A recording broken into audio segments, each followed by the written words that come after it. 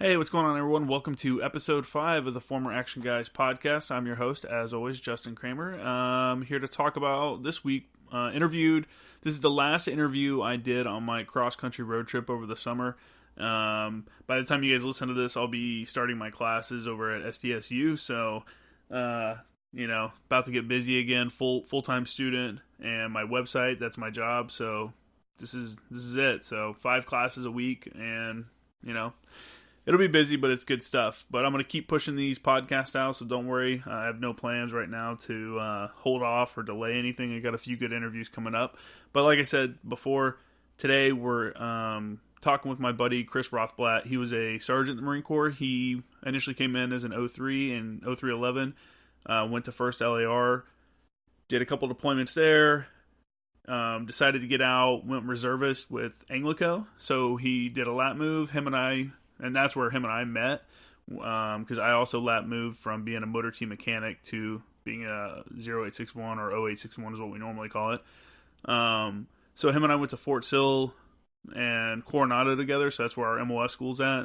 Fort Sill for like 6 weeks, and then Coronado for Naval Gunfire for 4 weeks. So pretty good time. Him and I had a good time to get to know each other and stuff. We did a lot of cool stuff together, and obviously went out and did the bar thing and stuff. So we'll talk about all that. But yeah, without further ado, I got nothing really. Well, first, hey, make sure to check out my website, jkramergraphics.com. Check me out on Instagram, jkramergraphics. And if you have any feedback or you have anybody you want to recommend to the show or whatever, shoot me an email at formeractionguyspodcast@gmail.com. Or hit me up on my website. Either one doesn't matter at this point. So anyway, without further ado, here we go. Okay, hey, welcome to the show. I got Chris Rothblatt here with me today. He's my buddy. Went to MOS school. Cheers, bro. Cheers. Good to be here. Yeah, him and I were both lat movers. Cool guys like that. But I don't want to tell your story, so go ahead and just introduce yourself and tell us kind of where you're from and why you joined the Marine Corps. All right. Chris Rothblatt. 4th generation Marine at this point. So, I'm sorry, 3rd generation Marine. I grew up here in Colorado, down in Colorado Springs, and, was not really going anywhere with life, so decided to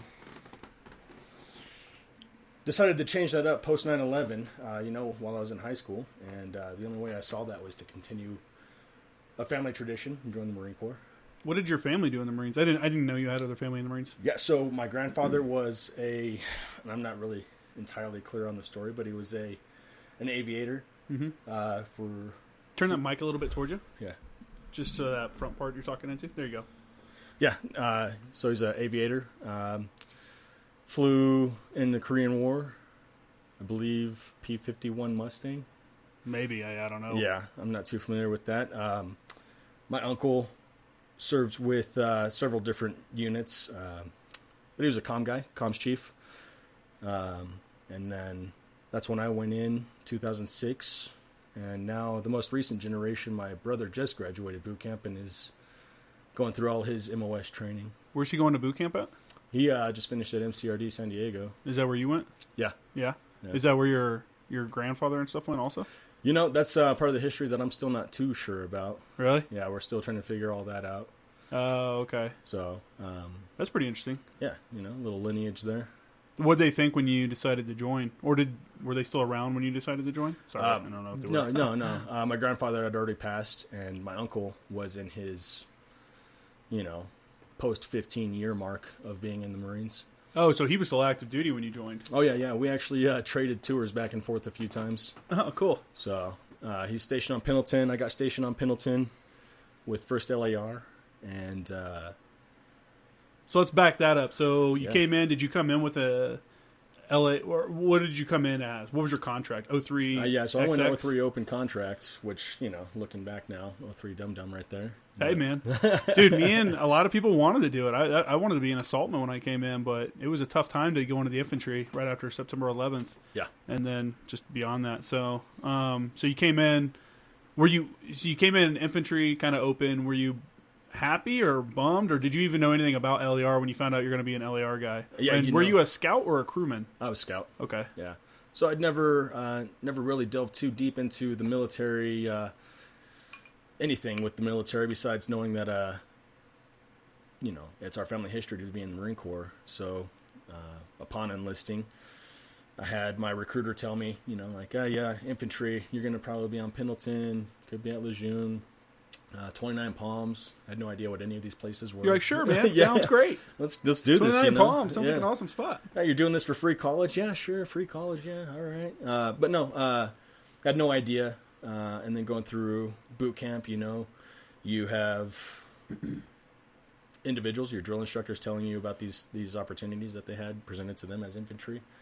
And you're hoping, okay, all right, I hope I end up with this unit. I hope I end up with that unit. Hearing about the prestigious type of accolades they achieved, Yeah.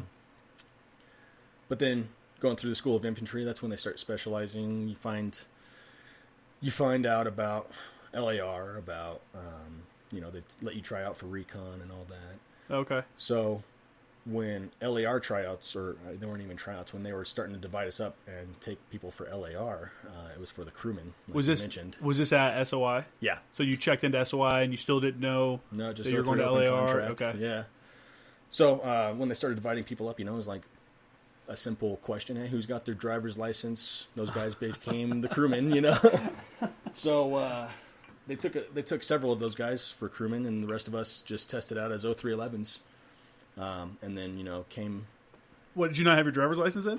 No, I did, and I don't remember if I even raised my hand for that. You're like, maybe I don't want to volunteer for whatever's about to happen. License, I don't think I want to drive. So they ended up giving us our orders, and I saw first LAR, had no idea what it was. Light Armored Reconnaissance. It had reconnaissance in it, and I was thinking, all right, cool, that sounds great. This is going to be super cool. Yeah, so they're... August 2006, I got assigned to 1st LAR Charlie Company, and that was my first legit Marine Corps experience. I ended up getting stationed with Las Flores. All of our platoon sergeants at the time had just come off the drill field, prior LAR Marines. But before this, so did you go through all of SOI? Yeah, and then at the end of SOI, they're like, oh, by the way, you're LAR now. Yeah, and traditional SOI experience. So I thought when you go through SOI, I'm a pogue, so I don't know, right? I thought when you guys went through SOI, you all trained together for the first couple weeks, and then they split you up into your specialties, and that's where you split off. Was at that point? Yeah. So 0311 general, your basic rifleman. That was a majority of the class. The others, you go machine gunners. Yeah. We had saltmen, your mortarmen. Yeah. So they break off at that point and go into their specializations, where we just continued to pound the 0311 knowledge. Okay. And then, what? So you went through the entire 0311 syllabus, and then you got attached to LAR. Correct. Okay. Yeah. Okay. Gotcha. Yeah. So, I was thinking that you when they split and they're like, you're an 0311, you're a machine gunner, and then they're like, you're with LAR, so you're going to go over here and get LAR training. No, and that's what we were all afraid of, because you see the LAVs there at the the 52 area. Okay. And you're like, oh, I don't want to drive that fucking thing. Yeah. So the only guys that got split over there were the guys that were going to be crewmen at first. Yeah. And then you guys just hooked up with them later on. Yeah. So at the end of SOI, you could have went to any infantry unit still. Exactly. But you still got attached to LAR. Yeah. At the time, did you know anything about LAR, or were you like, cool, that's good, or were you like, fuck, that sucks? Or indifferent? Just hearing stories, I don't think any of our instructors had come from LAR, so there was no real knowledge on it at the time. No one's really giving you any feedback about it. They're like, all right, cool, you got LAR, carry on, so. So then you finished school and you went over to LAR here, or there at Camp Pendleton. And you said you were with Charlie Company? Yeah. Okay. What did you think when you first got to the unit? What was your interaction as a boot coming to LAR?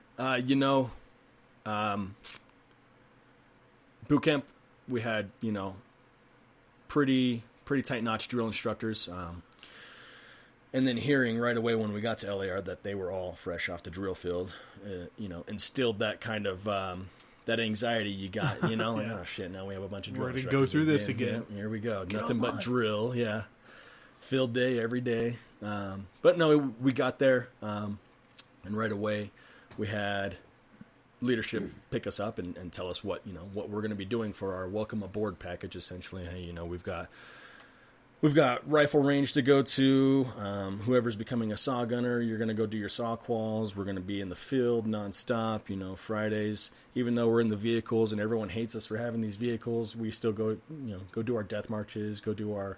LAR hikes? Oh, yeah. What? Oh, yeah. That's crazy. It's like yeah. I thought they lived by the if you can't truck it, fuck it mentality out there. Yeah, we did for a while there, start adopting that, but every week. It was either, company run, battalion run. Yeah, the usual. So, your role was a scout on an LAV. So, for people that don't know, LAR is Light Armored Reconnaissance, like you said. LAVs are the Light Armored Vehicles. Yep. And there was like different variants, like LAV 25s, there's different variants for like a mortar team to be in one. They have one that shoots the mortars. They have one that's like a headquarter one. That's your C square. Yep. And then you had your normal LAV 25, right? And that's the one that's a normal troop carrier that you guys would ride in, right? Yeah, exactly. And this thing was the more you learned about it, the more badass it became. The LAV 25 had a 25 millimeter chain gun on it, essentially. This thing, it's wicked. Yeah, I mean the type of ammunition they put through that cannon, you had your armor penetration, you had your high explosives, you had training rounds. Even though you were a scout on the vehicle, did you get to shoot the gun very much? Yeah, we did some cross training here and there. We had a little simulator that we started out with, basic target acquisition and prosecution, but it moved on from there. You learned how to drive it. We did the cross training in an effort to prepare everyone. Hey, the driver goes down, we need the junior scout to take over the driving position. Yeah, because it's always the junior guy. Yeah. That was something that surprised me when I started working with LAR and tanks and stuff more often, is that the junior guy is the guy driving. And it's like you're putting the least experienced dude behind the wheel of this 60-ton vehicle or whatever the hell it weighs. Like, it's amphibious. It was amphibious until they put the armor on it, so you're trusting this kid to drive you off land into the ocean and just everywhere without rolling that thing over. And man. And those things, I've been in a few where we've gone around a corner a little fast, and you can feel it. And it's like, oh shit, you know. Yeah. Those, I will say, the LAVs are probably the most comfortable ride I've ever had. Oh, that's good. Dude. Everything I've ridden in, I've never ridden in an AAV, which I know is horrible. Everybody's told me it's horrible. Oh yeah. Obviously, I've ridden in MRAPs and Humvees and all that stuff, but LAR or the LAVs, like standing up in the back and just cruising, it's just super smooth ride. You're hitting potholes, you don't even feel them and stuff because the suspension and stuff on it. They're really good. I mean, and they're pretty quick vehicles. So. Oh yeah. So anyway, back to what we were talking about. As a scout, what is your role in the vehicle? So in the vehicle, if you're not a team leader or the saw gunner, you're riding inside the vehicle, sucking down fumes and boiling inside the vehicle. It gets super hot in there. But the primary function of the scout team was, in essence, to support the vehicle. The vehicle was the big gun, and you want to keep your big gun safe. So it became kind of a symbiotic relationship where we could dismount, we could be doing our foot patrols, and we had the vehicles, always watching. What do you call it? Overwatch. Yeah. Ready to envelop with that 25 millimeter badassness. Or we would be on the ground if it was a non-permissive environment, providing support for the LAV. Interaction, keeping people back, type of stuff like that. 2 scouts per vehicle? Was that 4 scouts? Yeah. Okay. I believe they were designed to carry 6 at one point, but there's no way you're fitting 6 Marines in that back, Yeah. So when you get out of the vehicle, let me think what I'm going with here. So as a scout, I guess go through like a scenario of where a scout would be used and kind of what your role would be. Like, let's say you come up on in there, you said a non-permissive environment. So are you guys like jump out and sweep the roads if it's possible IEDs and stuff? Are you like the sweepers and stuff? Yeah, we the expendable assets, I guess you could say. But the overall mission of LAR was route, area, and zone reconnaissance and clearance. So what the scouts would provide was the capabilities to jump into a heavy overwatch position while the vehicles were driving along the highways or driving along any type of roadway. The scouts are able to get out, post in higher positions, do Overwatch that way. Oftentimes would operate vice versa, where the vehicles would provide Overwatch for the scouts on the ground as we swept roads, cleared villages, the better one encampments and all that type of stuff. But the primary function of the scouts was, to provide that infantry role, be able to go and clear a route, clear a village, still provide that infantry asset while the vehicles were there to provide the heavy support. The heavy weapon support, yeah. So you did do a deployment to Afghanistan with LAR, correct? No. Two deployments to Iraq with LAR. Oh, okay. My bad. Yeah. So where did you go? Tell me about your first deployment, where you went, like kind of what the workup was like for LAR. Because, again, a lot of people don't really know. We're going to assume people don't know anything about LAR. So kind of go through like what the workup is like, some goods and bads that you saw from the workup, what you thought was good and bad, and then where your deployment took you. Yeah. I think the best way to take you through this would be from definitely my perspective. And at the time, I was brand new, never had any tactical experience, never thought about this type of stuff outside of reading about it, seeing it on the news. Never thought about being in this tactical lifestyle, being in this mentality. So getting there, our pre-deployment workups were heavily focused on getting all the new guys introduced to how LAR employs the infantryman, the basic rifleman. Mm-hmm. And, with that, we're talking about your traditional infantry training, movement to contact, your range movements, your patrols, your building clearances. We even had instances where we were able to bring in other units from the area, and they taught us how to do not counter IED, but sweep for IEDs. This is back before we were employing the minesweepers and all that type of stuff. So, what year was your first deployment to Iraq? 2007. 2007. Okay, Yeah. Where'd you go? So LAR has the capability of being extremely mobile, and we were all over it. But where were you based out of? Province. Yeah, just all over it. Al-Anbar Province. Do you live out of the vehicles, or did you guys have a fob or something? Oh no, we totally became the Bedouins of the Marines. Like living out of the vehicles, gypsies for a majority of the deployment. We did have the pleasure of visiting several cops and fobs around the AO while we were, traveling. But I think midway through my first deployment is when we actually got established at a cop ourselves, and were able to not live outside of the vehicles, but live outside of those the HESCO arrangements. The HESCOs with the tin roofs and the sandbag reinforcements. Yeah, your little mini bunker. Yeah. So that would have been the first setup like that. But did you guys have your own AO then? When they gave you an established position. Yeah, and. I'm not sure how at this point in time. Yeah, you were like a I boot, said, I was boot, so I didn't understand how it really worked. And our mission was in support of 1-2 Weapons Company. So my entire platoon was attached to this company, and we operated with them, providing Overwatch, integrating with them at points in time to provide extra ass on the field. I don't know. Can we cuss on this thing? Yeah. Okay. Yeah, it's podcasting, so whatever you want. Yeah. So. That was our primary focus, was to support 1-2 Weapons Company as they conducted their operations. We were in support of. Okay.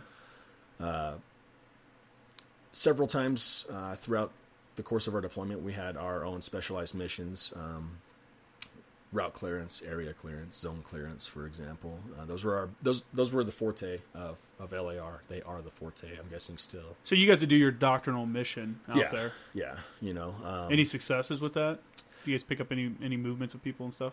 Yeah, there was a lot of uncertainty, like I said, still being the new guy and learning as we went. We got to do,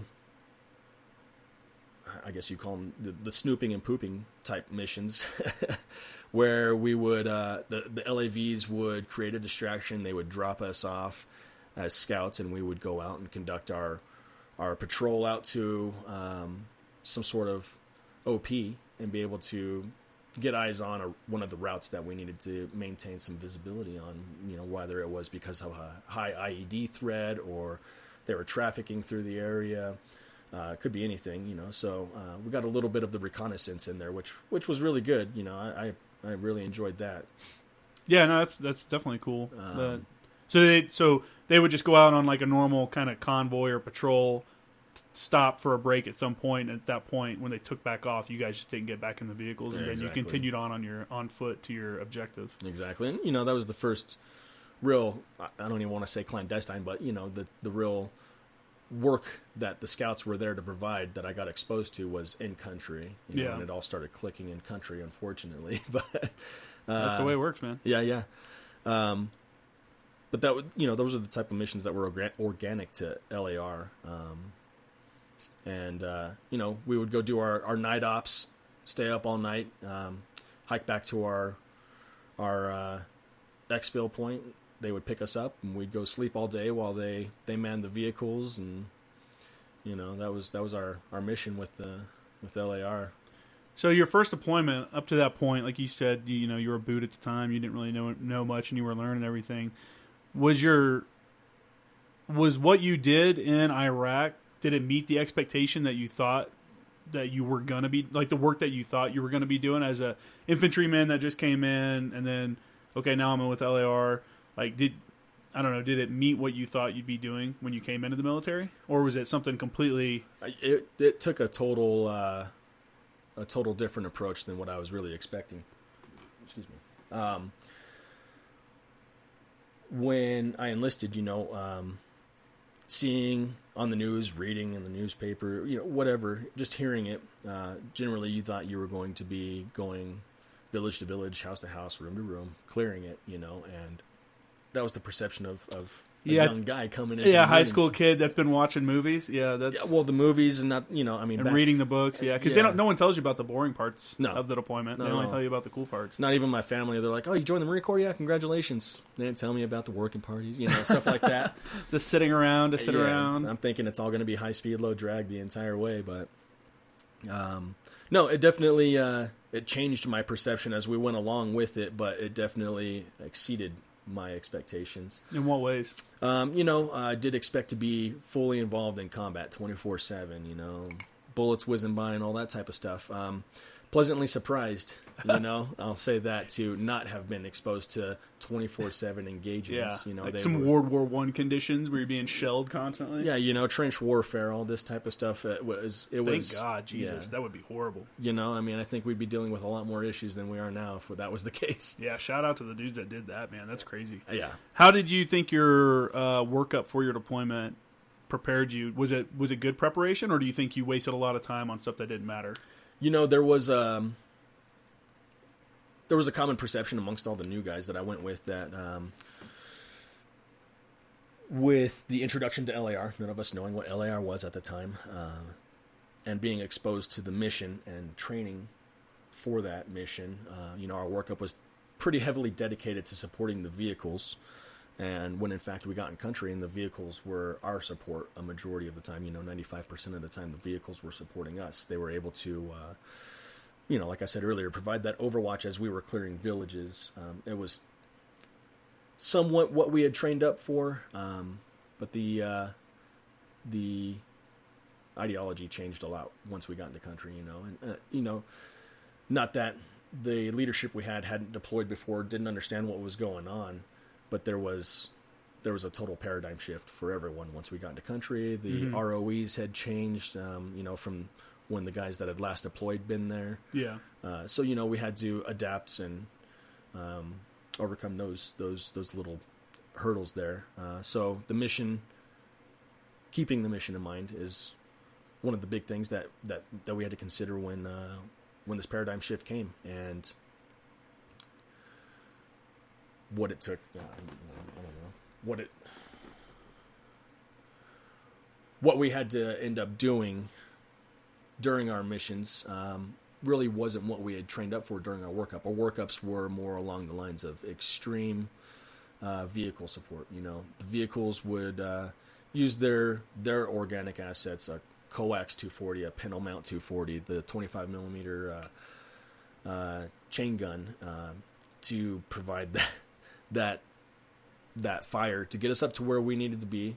The scouts would dismount, and the scouts would go do the trench warfare.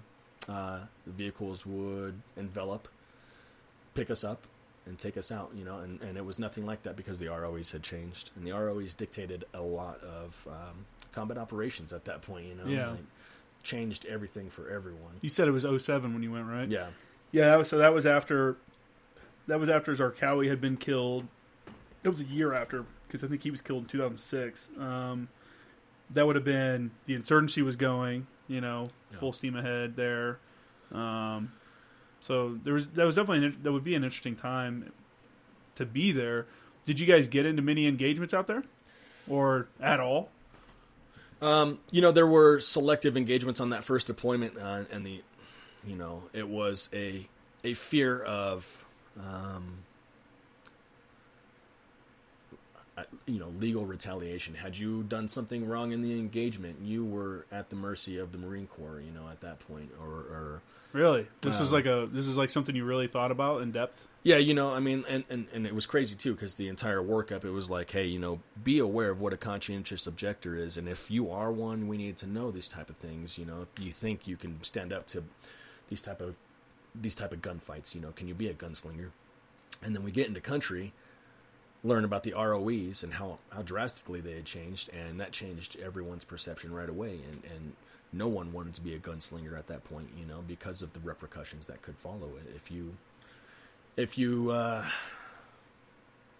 mess that up. How crazy is that you get sent to Iraq to the war, and then you get there and you're like, dude, if I return fire, even in self-defense, there's going to be an investigation. Yeah. And what's going to turn up in that, and I don't know.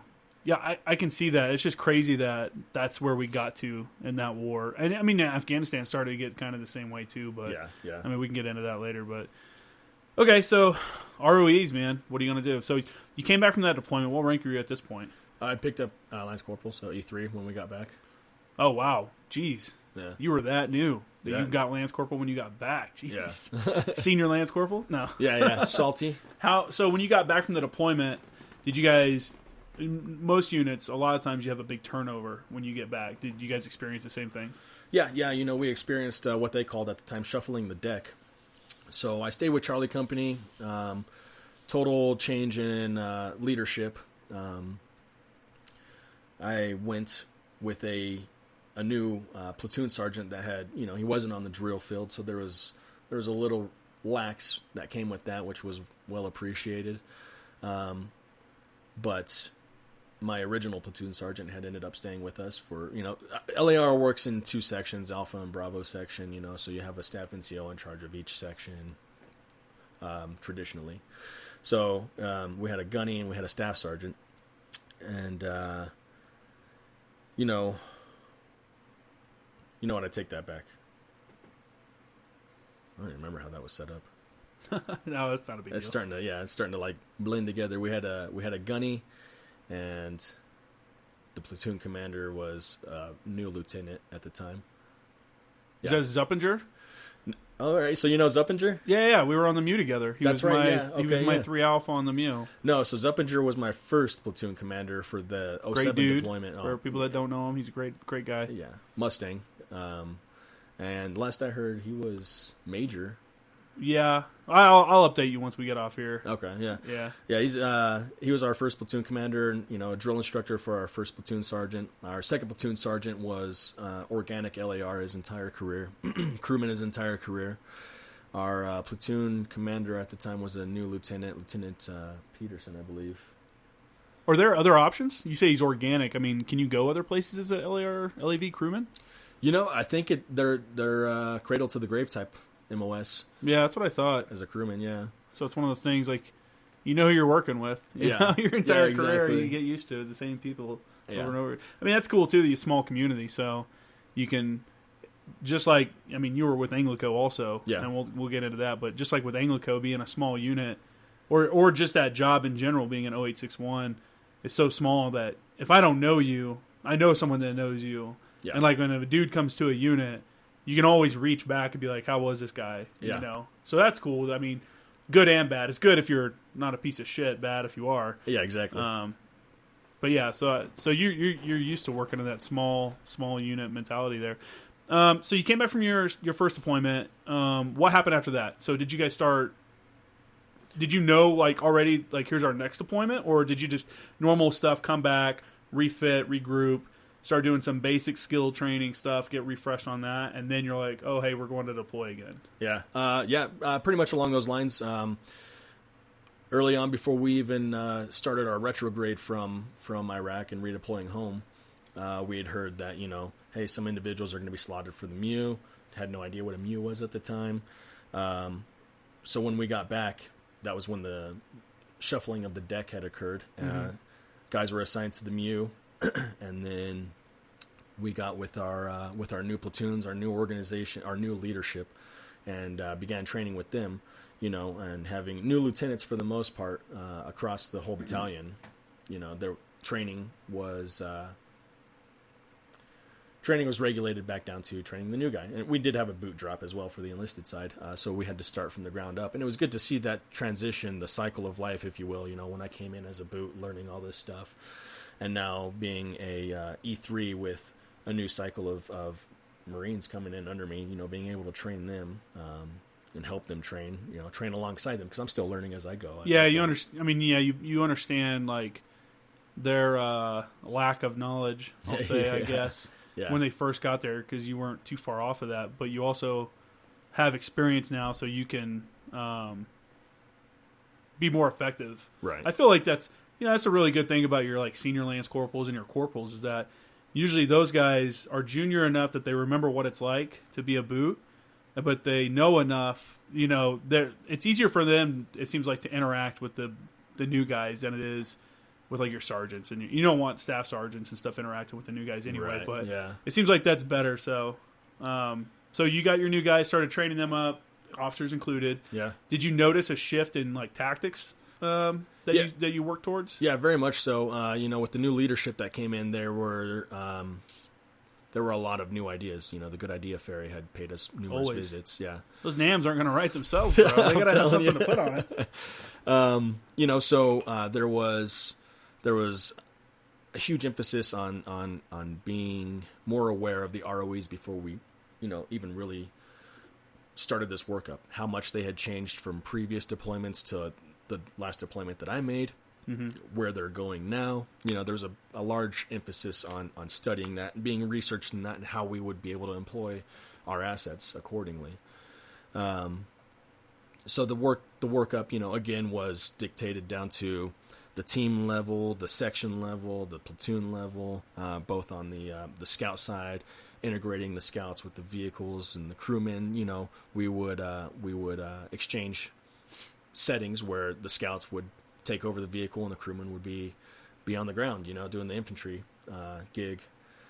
So it was another enlightening experience. Something that we didn't do on the first deployment, first workup for the first deployment. So, I gained a lot more insight on it, and I had actually been put into a leadership position at this point. Prior to the second deployment, I became a team leader. Okay. And what's your role in that, and how many people are you in charge of? Yeah, so as a team leader with LAR, I had 3 individuals underneath me. I had my rifleman, I had my A gunner, I had my saw gunner, and then myself. And still at this point, I'd never worked as they referred to them as straight leg infantry, which is I guess a derogatory statement towards LAR that we sit down a lot, so we're not straight legs. Whatever. Yeah. So we had a huge emphasis on what it would be like to, again, provide our assets in support of a straight leg company. Like we had done with 1-2 Weapons Company. We did a lot of Overwatch for them. We did a lot of area reconnaissance for them in preparation for operations and shit like that. So when it came to being a team leader and understanding this and how our roles would be implemented, there was a huge learning curve at that point. I'd never been put in a leadership position. I mean, before I went into the Marine Corps, I was just a server, at a restaurant. So this is your first time in your life, basically. You're in a put leadership position, yeah. I played team sports and all that in school, but there was no, and it probably was just my mindset at the time. There was no huge dedication to being in a leadership position. Yeah. So now that the Marine Corps,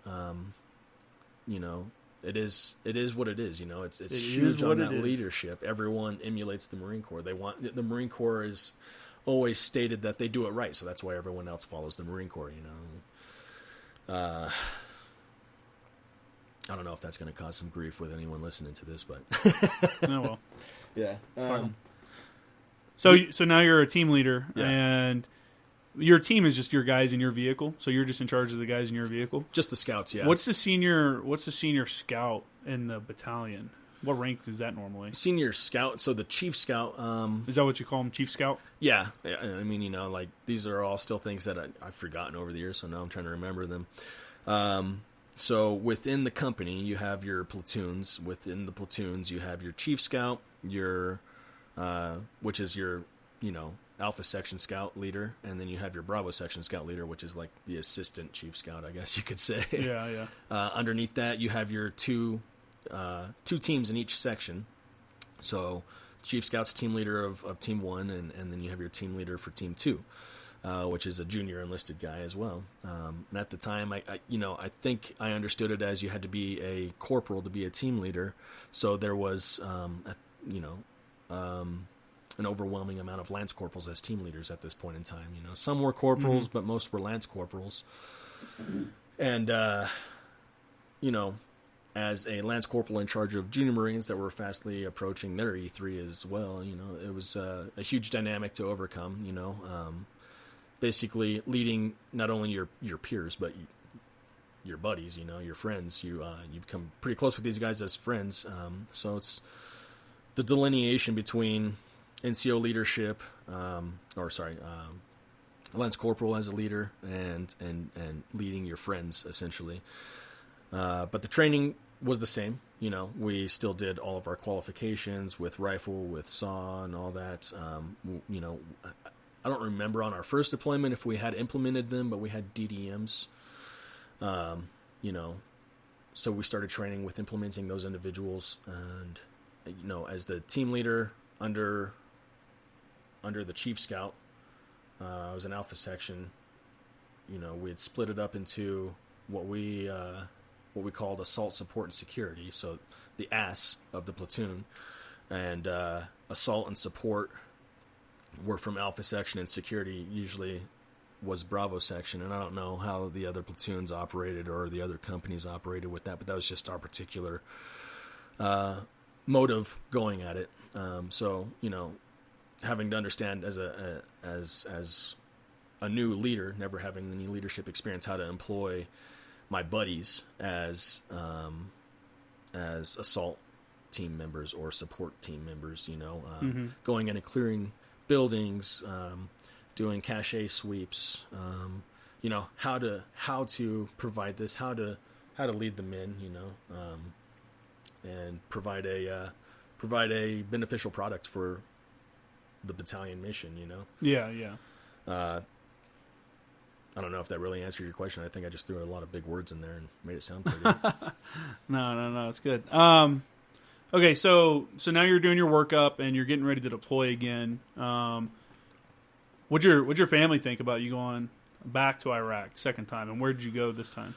Like we had said before, my uncle and I were in the Marine Corps at the same time, and when my second deployment time frame came up, training for it and actually getting ready to, I had essentially still keeping a barracks room, wasn't allowed to live off base. I essentially moved off base and was living with my uncle, senior staff NCO at the time, and we were trading deployments back and forth. So he was really the one family member that I bounced everything off of and really pulled any value from when there was anything about, any derogatory thoughts about my deployment, my involvement in the Marine Corps, my involvement in the global war on terrorism.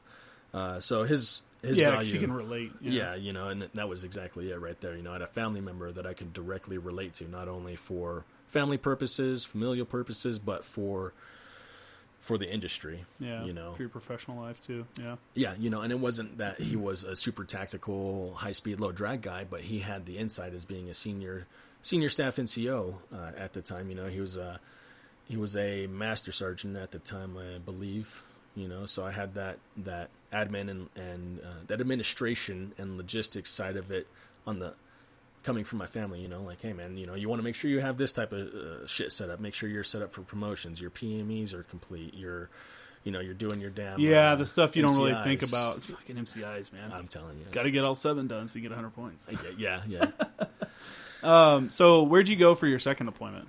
Second deployment was back to Iraq, and at that time we were Task Force Nineveh. Is that... You'll have to forgive my ignorance here, but is that Nineveh province, I guess? I have no idea. Yeah, I don't remember. I only went to Iraq once. I was at TQ, Al Anbar. Okay. Chilling. Yeah.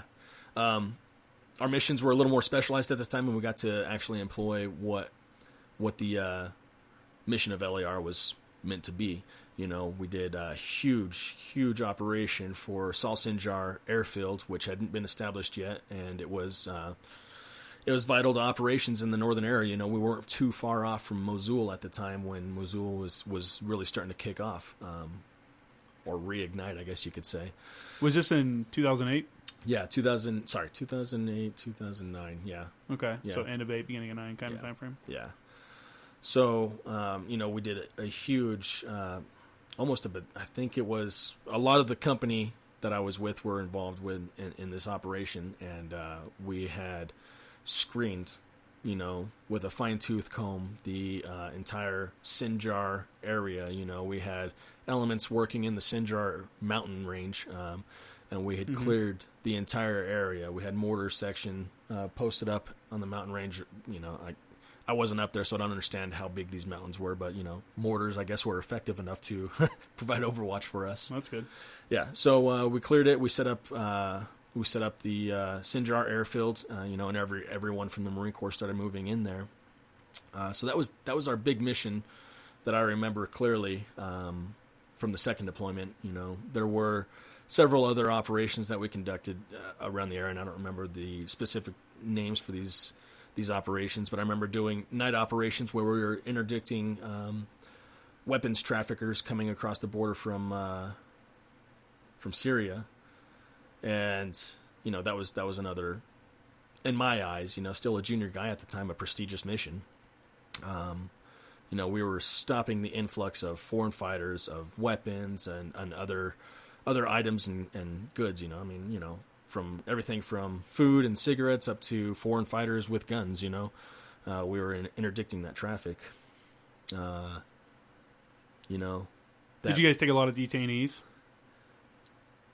Yeah. Did you guys take them, or were you just there and MPs came in and they were the ones that swooped them up? There was a couple times I remember we would detain individuals and they would get heloed out of there. And I wasn't sure, still at this time, even though as a team leader, I wasn't too involved in really keeping up on the BOLO lists or anything. The chief scout he was our brainiac, he kept up on that shit, and you can recognize anything off the BOLO list, and he would just, hey, this guy in particular, keep an eye on him. This is the guy we're going to get out of here. Everyone else is kind of just beneficial captures. All right, cool.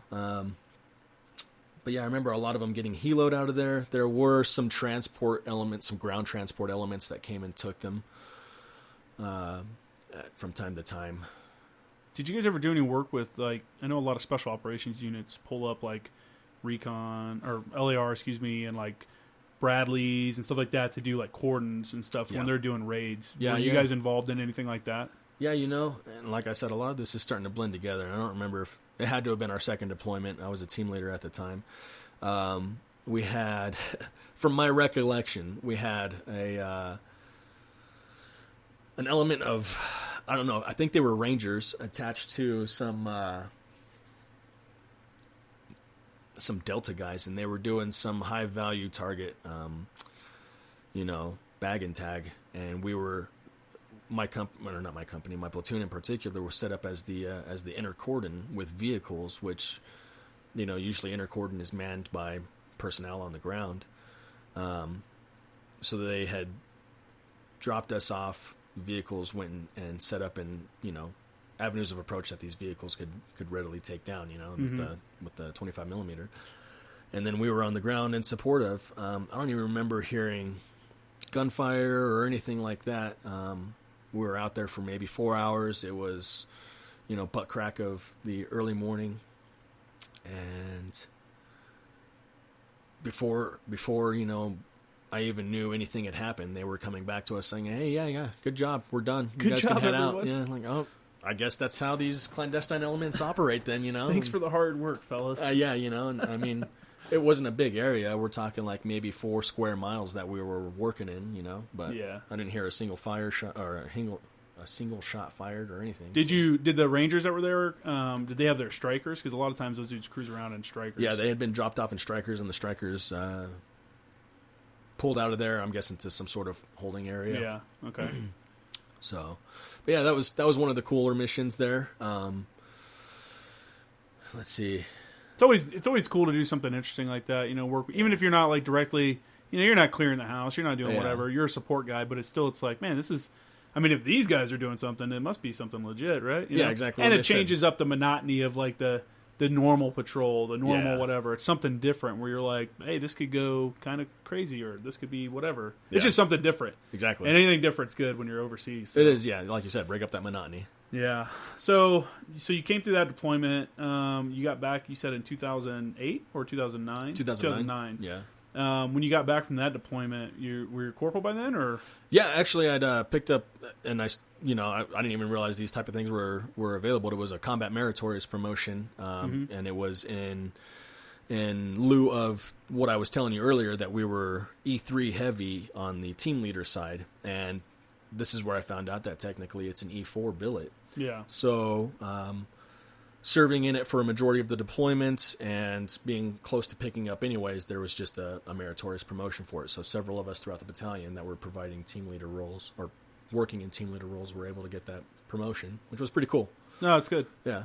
So you came back and now you're a corporal. Yeah. Same deal. You guys do the little, drop all the guys that are getting out and going DI and all that crap, and then you get your boot drop. Yeah. How'd that go for your second round? So this was at the point where I had decided to, for lack of a better term, just start my process for exiting the service. I wasn't 100% sure. I'd say, 25% sure at this point that I was getting out after my 4 years were up. And my platoon sergeant at the time, knowing this, wanted to sell me on a re-enlistment. So he had... That's when they come in and try to... Hey, man, if you stay in, I'll talk to a guy and get you over here. Like, I'm sure there's a re-enlistment bonus somewhere that we can, something. But, no, he came up to me with the proposition of me going to squad leader school and coming back and being the chief scout. And, that'd be cool. Yeah, I wasn't particularly close to our chief scouts. They're good guys. But I didn't have any real interest in it. But I figured once I go to squad leader school, come back from it, that'll probably reinvigorate the idea, So that was my workup. A majority of my time back in the States was a workup for the next deployment consisting of squad leader school. And that was, Did you go to any other specialized schools while you were with LAR? They weren't like... I don't know what the opportunities are for you guys over there, so... No, and LAR definitely has the ability to... take up more schools than the average infantry unit would, and this is still from my novice understanding of it. Even though I was involved with LAR, I didn't understand a lot of it at the time. I hadn't become a well-researched individual. This was just my job at the time. Yeah, and that's like battalion level decision making stuff. I mean, I knew we had an air officer. I had no idea what a JTAC was at the time. I knew that we had snipers co-located with us that were organic to LAR, left, had gone to sniper school, came back, and now we're really battalion sniper assets. LAR had their own organic sniper teams? Yeah, and it wasn't like scout snipers or anything like that. These guys had just gone to sniper school, and they weren't with... The official school or like an in-house school? No, the official school. Oh, wow. Yeah, and so they came back, and they were the ones that trained up our DDMs. And, still, this is the perception of a 22-year-old that wasn't too invested in the Marine Corps as a career. It was more a job, so this is just my understanding of it. But I remember clearly working up our guys that had been working as DDMs to go to Scout Sniper School, and what does DDM stand for those that... Designated Defensive Marksman. Oh, okay. Yeah. That's what Designated Defensive Marksman, huh? We just call them Designated Marksman. Yeah, I never understood that. Yeah, it's kind of weird. Yeah. Okay, so what did the Designated Marksman carry? Do you remember what your guys had? Shit. There's been different variants over the years of all based off of the M16. Yeah, exactly. And I remember them just having a pretty much an upgraded optic on the M16. It wasn't like it wasn't. Was it Leupold? It was some upgraded long range optic that they were placing on these rifles. They were different caliber, I believe, too. I don't. Where's yours? Yeah, okay. Yeah. The one we had is a DM. We had a DM rifle on my advisor team, and we didn't have anybody specifically trained for it. We all kind of got hands on with it. We had an infantry gunny who had time with it, so he worked with us on it. But ours was a old like M16 Colt. Yeah. Like it was a Colt M16. It had the Colt stamp on it. Yeah. And it had the suppressor on it. Okay. And I think it had a Leupold also. I think that's the scope it had. I want to say it's been a little while. But yeah, there's been different variants. I just didn't know if maybe you knew. So what'd you do? So did you came back from your team leader school and... Yeah, I came back in the very early part of 2010. And, my EAS was coming up, fast approaching. And, they had shuffled the deck again. By the time I got back, I was with an entirely new platoon. I had no idea who my leadership was. And, I just, squad leader school was great. I had a great time learning more of the vital aspects of being a leader through that school. But when I got back, it still hadn't ignited that re-enlistment flame, Yeah. And I didn't even know what I wanted to do when I got out, but I proceeded to... And squad leaders course, that was for all infantry, right? Yeah. And that could also take the place of corporal's course at the time, I think. Yes, at the time. Yeah, I know they ended that. Or sergeant's course. It was one of them. I don't remember which one. Okay. But, so that made me PME complete for E4 to E5. So. And then when'd you finally pull the trigger on deciding to stay in or get out? There was... I don't know. Have you ever been to Fort Irwin? Yes. Yeah. Okay. Yeah. So NTC. Yep. NTC. There you go. National Training Center. Oh my goodness, that place. So they had. I didn't do NTC. Oh, okay. Like sleeping out there, like EMV style. I did NTC. Like I'm gonna go stay in the hotel, and then the next morning get in the Humvee and ride out and do some controls and come back to the hotel. That was my. I didn't have the lovely experience that a lot of people had. That's the. I guess that's the benefits of working as a JTAC going out solo. Yeah, exactly, man. But go ahead with your miserable experience at NTC. Oh my God, yeah, miserable. Miserable doesn't even begin to describe it, dude. I didn't even know what shingles was at the time, but I had apparently developed shingles while we were out there. Really? Dude, it was one of those experiences. But how do you get shingles? From what I understand, I thought that was something old people got. That's what I thought too. But they explained it to me like, oh yeah, like stress, starvation, dehydration, these types of stress on the body can reignite it. Standard day in the Marine Corps. Yeah, it's like chicken pox, but part 2. Oh, okay, all right. No, so we go out to NTC, and I'm still rolling around the idea of staying in or getting out. At this point, I'm pretty sure I'm getting out, but I'm still providing a leadership asset to the new Marines that are being trained up, and I'm trying to remember exactly how it went down. We get to NTC and they're like, "Listen, you need to shit or get off the pot." Like, are you staying in or are you getting out? I'm like, you know what, I'm sorry, I'm going to get out. I wanted to come back home to Colorado. I wanted to get things going. At this time, I'm thinking go in law enforcement and, just start my civilian life, So they removed me from the squad leader position, and I just became like a consultant for training, walking along, range safety, all this type of stuff when they were doing their movements. They move you into the S3 or something like that? No, I still stayed with my platoon. I still had, good. They kept it pretty tight, because I had the 2 deployments of experience, and they didn't want a disgruntled Marine. I'm like, yeah, do whatever the fuck you want to do. Go shoot that way, So, yeah, the entirety of that NTC training cycle, I was just a consultant, for lack of a better term, and I don't even remember what had happened. When did you decide to lat move? Because that's what it led into. Okay, yeah. So that'd be the big thing. So I wanted to come back home to Colorado, and started pursuing a civilian career. So I'd stayed in California for a little bit, and was going to school. This is after you got out? So you were out of the Marine Corps? I'm out, yeah. I'm out, growing a beard and all that everyone likes to do. So I decided to go to school, and I was at Mount San Jacinto Community College, taking EMT courses. I figured I'd start off, working on an ambulance or something like that and get my first responder experience down.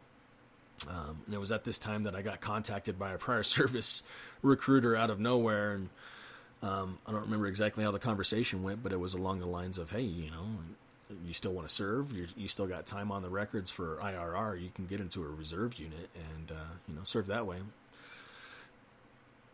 Entertained the idea, went and talked to him in person. And this was at Las Flores with 1st LAR. 4th LAR had an in-house recruiter there. I'm not sure if they're still there operating like that, but get there and he says, you can go be some office Marine, somewhere working for some S shop, or you can go into the artillery community. And my only experience with any type of indirect fire was mortars at the time, so I'm picking his brain about it, what's available, and it's actually pretty cool, switching from active duty into reservist. You get the opportunity to depict the type of unit you want to go to. And one of the first things he brought up was ANGLICO, 3rd ANGLICO, which is the reserve component. So he's telling me, you'll get the opportunity to go to jump school. These guys go to SEER. Some of them, they've sent guys to Ranger school and all this high-speed, low-drag shit. And obviously that speaks to the cool guy side of anyone's ideology of the Marine Corps. And so I decided to jump on that, and 2010. So April 2010, still on IRR time, so there's no re-enlistment, no extensions or anything like that. It was just go report to 3rd ANGLICO and just show up. Yeah, I still had all my uniforms and all that, and fresh out of LAR. I mean, a few months out of LAR, maybe 6 months at this point, and show up. Never been exposed to reservists in my entire career in the Marine Corps, and my first exposure to them was having a major at the time walk up to me and introduce himself to me on a first name basis. Hey, my name's Adam. Like, oh, good morning, sir. Yeah, what's up? Yeah. That's definitely a different environment compared to LAR, because for the most part, I mean, it's an infantry unit, so it's still pretty strict. It's like I say this and you do this or whatever. They're not messing around. Yeah. So to go from that to a hey, what's up, bro? Kind of unit, it's hard because I worked with reservists in 2009 when I deployed. Okay. And it's just they aren't used to the chain of command like active duty guys are. Yeah. Because they go to the reserve unit, 1 weekend of the month, and they all stay at the same hotel and they all party together. Yeah. So they're all like good friends and stuff. Yep. Which caused problems on the deployment because, we worked with them hand in hand, and you'd be like telling a guy like, hey, this is what you need to do, and they'd be like, why don't you do it? I literally had a Lance Corporal say that to me as a corporal, and I'm like, are you fucking kidding me right now? Yeah, do you not understand? I'm like, who are these people? And yeah, so I could see, and then obviously Anglico is super chill. Yeah. So I could see how, for the most part, I don't want people to think that it's just like a relaxed unit where you do whatever. There's still, discipline and stuff like that, but it's more focused on the war fighting aspect rather than the hands in the pockets kind of aspect. Exactly. That's what they're more strict on. Yeah. So yeah, that's pretty interesting that you get there, and I imagine your mind was a little blown. Yeah. And you probably so go ahead with you continue. You were checking in, you met the major, and then So the whole onboarding process with 3rd ANGLICO was unique. I had, like I said, been approached by my major at the time, Adam Collier, and that was the first thing he said to me. Hey, I'm Adam. Good morning, sir. My name is Rothblatt, Corporal Rothblatt.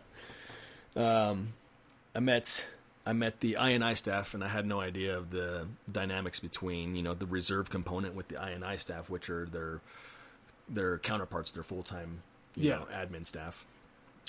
So we got to introduced to them, and then from there I just kind of was floating around for a little bit, if you will, trying to tread water there and see if this is what I really wanted to do as a tryout phase, and I met several Marines that were in the same boat. They just came from straight leg units, not LAR. I was the only LAR Marine, and it was a big transition for all of us, but we were able to, the couple of us get together and get everything organized to where we, okay, we're going to have to be more lax on this. We can't snatch guys up for, simple little discrepancies. It's just a completely different environment because you go from working as a full-time Marine, living with the dudes every day, checking their rooms to make sure they're clean, making sure dudes are at chow, making sure dudes are at formation,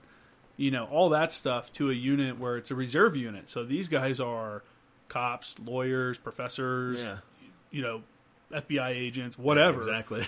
So they're not going to roll in there with the same kind of mentality as your 19-year-old Lance Corporal that's living in the barracks. They're coming from their job making money with their family and stuff. Yeah. And they play Lance Corporal or Corporal, one weekend of the month. Right. So you're right. I could see why you would have to tailor your leadership style to that kind of environment. Yeah, exactly. What do you think was the biggest kind of like issue that you ran into that you were just like, this is fucked up? Like, I can't believe I'm doing this. Probably the lack of consistency. It is a reserve unit, so you're there. Being ANGLICO, it was on a hybrid type of schedule, so you would go for a week at a time instead of just the weekend, Oh, okay. So that was a little more accommodating, but it was still the lack of consistency when it came to instilling your leadership style within your crew, within your team. Was your team set, or did you? Because reserves is weird. Guys can kind of come and go. Yeah. So the ebb and flow of it is really really fucked up. But there were several guys, and most of them were the infantry guys that I had lined up with when we got there that were consistent players on the deck. Mm-hmm. But there was no set teams. It was all about just bringing everyone on board because they had apparently just received a huge boot drop themselves and were in the process of training everyone up. There's no specific deployment set for these guys. That the whole unit doesn't deploy as one. No, yeah. We separate and attach to our active duty components. First ANGLICO and all that. And what size? Normally a FIC or assault. Yeah. So the entire assault goes out, and then they break down into their FICs. And okay, so again let me go over some of these acronyms for people that don't know. INI is instructor and inspector, and instructor, something like that. Yep. So that's INI staff. That's the billet. That's the guys that are active duty that come to work at a reserve center. They're still full-time Marines. They work there every day, and then their whole role in life is basically to set up the training and implement the training and do everything for the reservists. So they prep everything, and then the guys come in for their reserve time. And when they show up, it's like, all right, today we're running the PFT. We've already got the route set up. Okay, today we're going to go to the range and shoot. We've already got this set up. And they take care of all that stuff. They are part of the unit, but they're INI staff. They're not like, do those guys work on the teams too? They do training with us. So like the first sergeant, we had First Sergeant Whitcomb, and, he would go do the jumps with all the jump qualified Marines. But he never came out and did, our OPs. Did they deploy with the teams though? No. No. Okay, so they don't. So that's a non-deployable unit for the INI staff. Okay, Yeah. so from there, ANGLICO, Air Naval Gunfire Liaison Company, active duty side. I know when I was at first ANGLICO, we were running about 160 people, and for the entire unit. That's still led, though. Because of its mission, it's led by a lieutenant colonel and it's led by a sergeant major, just like a normal battalion would be. But the role of ANGLICO is different. They're there to go out and attach to, other U.S. forces or foreign forces to provide that ability to talk to our indirect fire assets. So you go out and attach to the British radios probably aren't going to be able to call back to our aircraft or our artillery. So we show up, we have all that stuff, and we just go run missions with them and be their forward observers and JTACs. The way ANGLICO is set up is that you have the SALTs, and those are, you have the brigades. Within the brigade, you have 2 SALTs, and each one of those is a supporting arms liaison team. And then within the SALT, you have 2 FICs, which is firepower control team. FICs normally have 4 or 5 guys. I've seen it with both. It depends on how they do their makeup. So that means the team itself usually has 17 to 20 people. So each SALT has about 17 to 20 people. Each FIC has 4 to 5. So you have 2 FICs and you have a headquarters element. And within each FIC, you have a JTAC, you have a forward observer, you have a FIC comm chief, and then you have your junior radio operator, and then sometimes a junior scout also. Or, you can interchange those two. So that's kind of the breakdown of ANGLICO. And normally when you deploy, a lot of times they deploy as a SALT. And then once the SALT gets to wherever they're going, they break down and the FICs go and do their individual jobs. And the SALT is there to provide deconfliction and deconfliction of assets at the battalion level. And the FICs go down to support individual companies. And before I was with ANGLICO, actually, I was with 3-6 in Marja 2011, and we had an ANGLICO FIC come down there and attach to us in Marja. That was your and first we exposure. bumped them around and to different companies depending on who needed what. So Yeah. So there's like a breakdown. I don't think I've ever actually talked about it before, which is weird because most of the people I know are now, well, not most. A lot of people are ANGLICO, and it's kind of where a lot of focus is. But it's the first time I've ever broke down how it goes. So anyway, back to what you were talking about. You're with your team, but it's ambiguous. Like people are coming and going. Yeah. So how do you set that team for the deployment then? So they essentially held like a interview and tryout type session where. Well, that's awesome. Yeah, and it really was. Our commander was already established as Adam Collier, Major Adam Collier at the time, and I think our process started relatively soon within me getting there. I was only technically working on a reserve schedule for 3 months. They said that there was a deployment coming up. We need volunteers. We're going to start weeding them out. A couple of us volunteered, it was me, and you met Medina, one of my other buddies, Sal,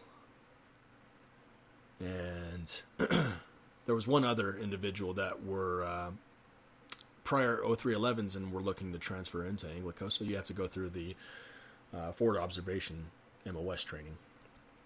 So that was the first thing in our interview. It was like, do you really want to go on this deployment? Because if you do, there's this several months of retraining that you have to go through before you can even back to MOS school.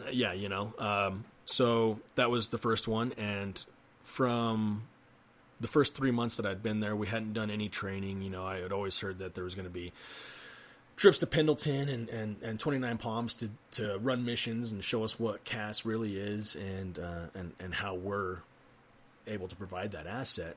Never got to see that when I was there for the first 3 months. So when Adam pulled us aside and started talking to us about this deployment and if we really wanted to be on it, that was one of the stipulations. Hey, you have to go through this school because you're not going to deploy as an 0311. You're going to have to change your MOS and your entire function to be able to deploy. That was a big, I don't want to say like, kicking the balls or anything like that, but, at that time, I still had the perception in 0311, grunt, fuck yeah, and then all of a sudden I have to become fucking a pogue. pogue. Yeah, Goddamn pogue. I had no idea at the time exactly how they were implemented. So you didn't know that you'd have to go to a new MOS school when they sent you to ANGLICO? Or you were just kind of in denial, you were pushing it off? Yeah, well, and so like the whole recruiting thing was the guy saying, hey, you can go there for the remainder of this year as 0311 and just see if you like it. Oh, just kind of ride it out. Okay, yeah, okay. So that's the premise I was operating on. And what Collier had sold me on, Collier had made several deployments before, and I think this was his second time with ANGLICO, and so he's telling me about it, what the role I would be filling, my capabilities, the limitations I would be facing, and all that type of stuff. And really what he outlined for me was very appealing. Deploying, you're still able to kick indoors, you'll still be doing combat operations, but on the backside of that, you will be providing target acquisition for these units that are otherwise unable to acquire these type of targets for close air support, and at this time I had no idea, again, what a JTAC was. I knew about air operations and close air support on an infantry level understanding, which was we had an officer that was talking to aircraft and dropping bombs. You've seen a couple flybys, you're like, that looks cool. Yeah, So really what he outlined for me changed my perception drastically, and I ended up accepting the idea of changing my MOS, changing my focus. And did they tell you what they had planned for your billet to be when you finished school and stuff? Like, no. Hey, on the team, you're going to be the blah, blah, blah. No, because there was still, there will be a couple months after the school before we actually mobilized for our deployment. So there'll be time for kind of evaluation, see where you'd fit best. Yeah. So you went to school. You and I, this is where we met. This is you where and I met, Fort yeah, Sill. Yeah. Kind of a garbage spot to be at, but, we made the best of it. Let's romanticize this for a minute, man. Let's romanticize Fort Sill. Yeah. Jesus. Well, people need to know. If you're looking for some solid crystal meth, yeah, I think you can head up the area right outside of Fort Sill. Oh, my God. Fort Sill, overall, for me, as an experience, wasn't great, but it wasn't bad. Right. The schoolhouse is like every other schoolhouse. It's a lot of death by PowerPoint and stuff like that. Yeah. And you're just trying to stay awake. You're getting knowledge, but you don't really understand the knowledge that they're giving you. It's like until you go out and actually do it. So Fort Sill was interesting. Being around the Army was interesting. Yeah. And it was weird being around the Army because we were sergeants. You were corporal at the time? I was still a corporal. Okay, so I was a sergeant, you were corporal, but we all still hung out, all the corporals and sergeants that were lap movies. There was about 5 or 6 of us, I think. Maybe more. There was 7 of us. Remember Coon Bear? Oh, Coon Bear. Coon Bear. Take my strong hand. So, anyway, so it was weird. It was weird being at an MOS school as an NCO, having done deployments by this point and stuff, and seeing the boots, in the Buddhist of forms. Like, they're straight out of MCT. They're just basically almost right out of boot camp. Yeah. And their interactions with the Army, it was just funny. Like, when they would march to chow, because all the boots would march to chow together, they would get super serious if there was any Army platoons coming by or anything. Like, it looked like it was final drill time. Like, you could just hear the where everybody was just marching in step. And I don't know, it was pretty funny doing that. But funny story, actually. You remember Staff Sergeant Reel? Remember, he got promoted. He was Sergeant Reel. He's one of our instructors. He got promoted to Staff Sergeant while we were at school. I actually took over for him at First ANGLICO. No shit. Yeah, I took over for him, and he got out. Wow. Yeah, he was like, screw the Marine Corps, I'm done. Like, he did his time, he got out. He's kind of like a lot of us. Done. But anyway, so Fort Sill wasn't bad. It was just like, get through it. I honestly would have sucked to have gone through as a boot, seeing how they were kind of treated. And you look at it and you're like, why do they treat them like that? Like, with very little compassion or hardly any freedom. I mean, I saw a guy getting page 11 because he had a pocket knife. Yeah. Yeah, I mean, but then I was like, first sergeant, like, I was standing there when he was doing the paperwork. I was like, why is this kid getting a page 11 for a pocket knife? And he's like, you know what? He's like, we had some boots the other day standing on the opposite side of the room to see who could get closest to each other, throwing knives back and forth. They were seeing how close they could get to each other without hitting. Obviously, you can only get so close. And one of them stabbed the other dude. And it's just like, that's the stupid shit that... It only takes one. That makes the rules that we have to deal with there. But yeah, Fort Sill wasn't bad. Then we go to Coronado. Oh, wait. You're leaving out the best part of Fort Sill. Oh, God. What? Scooters. Scooters? Oh, yeah. Scooters, man. Scooters was fun. I like Scooters. I had a good time there. Beer was pretty cheap. Yeah. Everybody always wanted to go to the strip clubs. I was never a strip club guy. I never went to one there. No. Dragons. That's what it was called. Was it? Yeah, Dragons West, I think. I remember, we never actually got to go, right? Well, I'm sure we could have, but... We could have. I think a lot of us didn't really want to go. Yeah, a lot of boots went there. Seeing the surrounding area... Yeah. But seeing the surrounding area and knowing what Fort Sill was really financially dependent on, you didn't really want to... go expose yourself to that and put yourself at risk for marriage. Yeah, Fort Sill, man. I don't know. No good for me. I couldn't imagine being out there. We went to the Indian casino. They had the tent. The casino in the tent. Yep. We did that kind of stuff. And we also did some FO schooling. That was cool too. But there was some splody time. Some learning of stuff. But so we left there, and then we went to Naval Gunfire School. So for those that don't know, Fort Sill, what did we spend, 6 weeks in Fort Sill? It's like 5 or 6 weeks. 6 weeks. And then you go to Coronado, and on NAB Coronado, Naval Amphibious Base Coronado, they teach Naval Gunfire School. So we go there for 3 weeks, I think. I think we do 3 or 4 weeks. It was another month. Yeah, so it's another 4 weeks, and you learn how to do naval gunfire, call in the different destroyers and stuff like that. Then you fly out to San Clemente Island, and you have your final exercise where you're calling in, the destroyer. Yeah, I actually remember Graham, that's his name. He was out there doing his call for fire mission. I was telling somebody about this the other day, and I just remember standing there on the bunker. Anybody that's been to any FO that's been to San Clemente Island, OP2, it's the one down by the impact area, down by the cove, and you kind of look down and you see the artillery pieces on the beach and stuff like that. Graham's target was the artillery piece on the beach. There was like 5 of them lined up, like a battery lined up on the beach, and that was his target. And he started having whichever one it was, a destroyer or cruiser, I don't remember which one we had that day, firing at that target. For those that don't know, naval gunfire will fly long and short along the gun target line. So it's not pinpoint accurate, but it'll go the right direction, but sometimes it'll fall long and short, and it'll bracket the target, which is what was happening here. And these artillery pieces are on the beach, so his rounds that were falling short were actually hitting the water. And I remember standing there watching this happen, and I'm like, man, like those are hitting all over. And all of a sudden, like, I'm talking to an instructor who's standing right next to me. All of a sudden, it was just like, bzzz, and you hear like a whiz, and a piece of shrapnel had hit the ground in between me and the instructor, flew like 30 more feet beyond us, and landed in the back of a pickup truck that this female, like, no-glow that was out there for training was sitting in. And I remember they picked it up, and it was like the size of my hand. It was all jagged and stuff. And the instructor was like, oh, man, that would have hurt, but you'd have been okay. Yeah. And I'm like, fuck you, dude. Yeah, come on. That thing would have taken my arm off. I was like, jeez, dude. I was like, okay, so everyone get the hell down. Like, that was my first introduction to almost getting hit by shrapnel. But I remember that. You're like, hey, we have dug in positions here for a reason, so fucking dig in. Yeah, I was like, everybody get the hell down, because this is insane. But yeah, so we finished Coronado, and then I go back to 10th Marines. You go back to ANGLICO, and then pick up from there.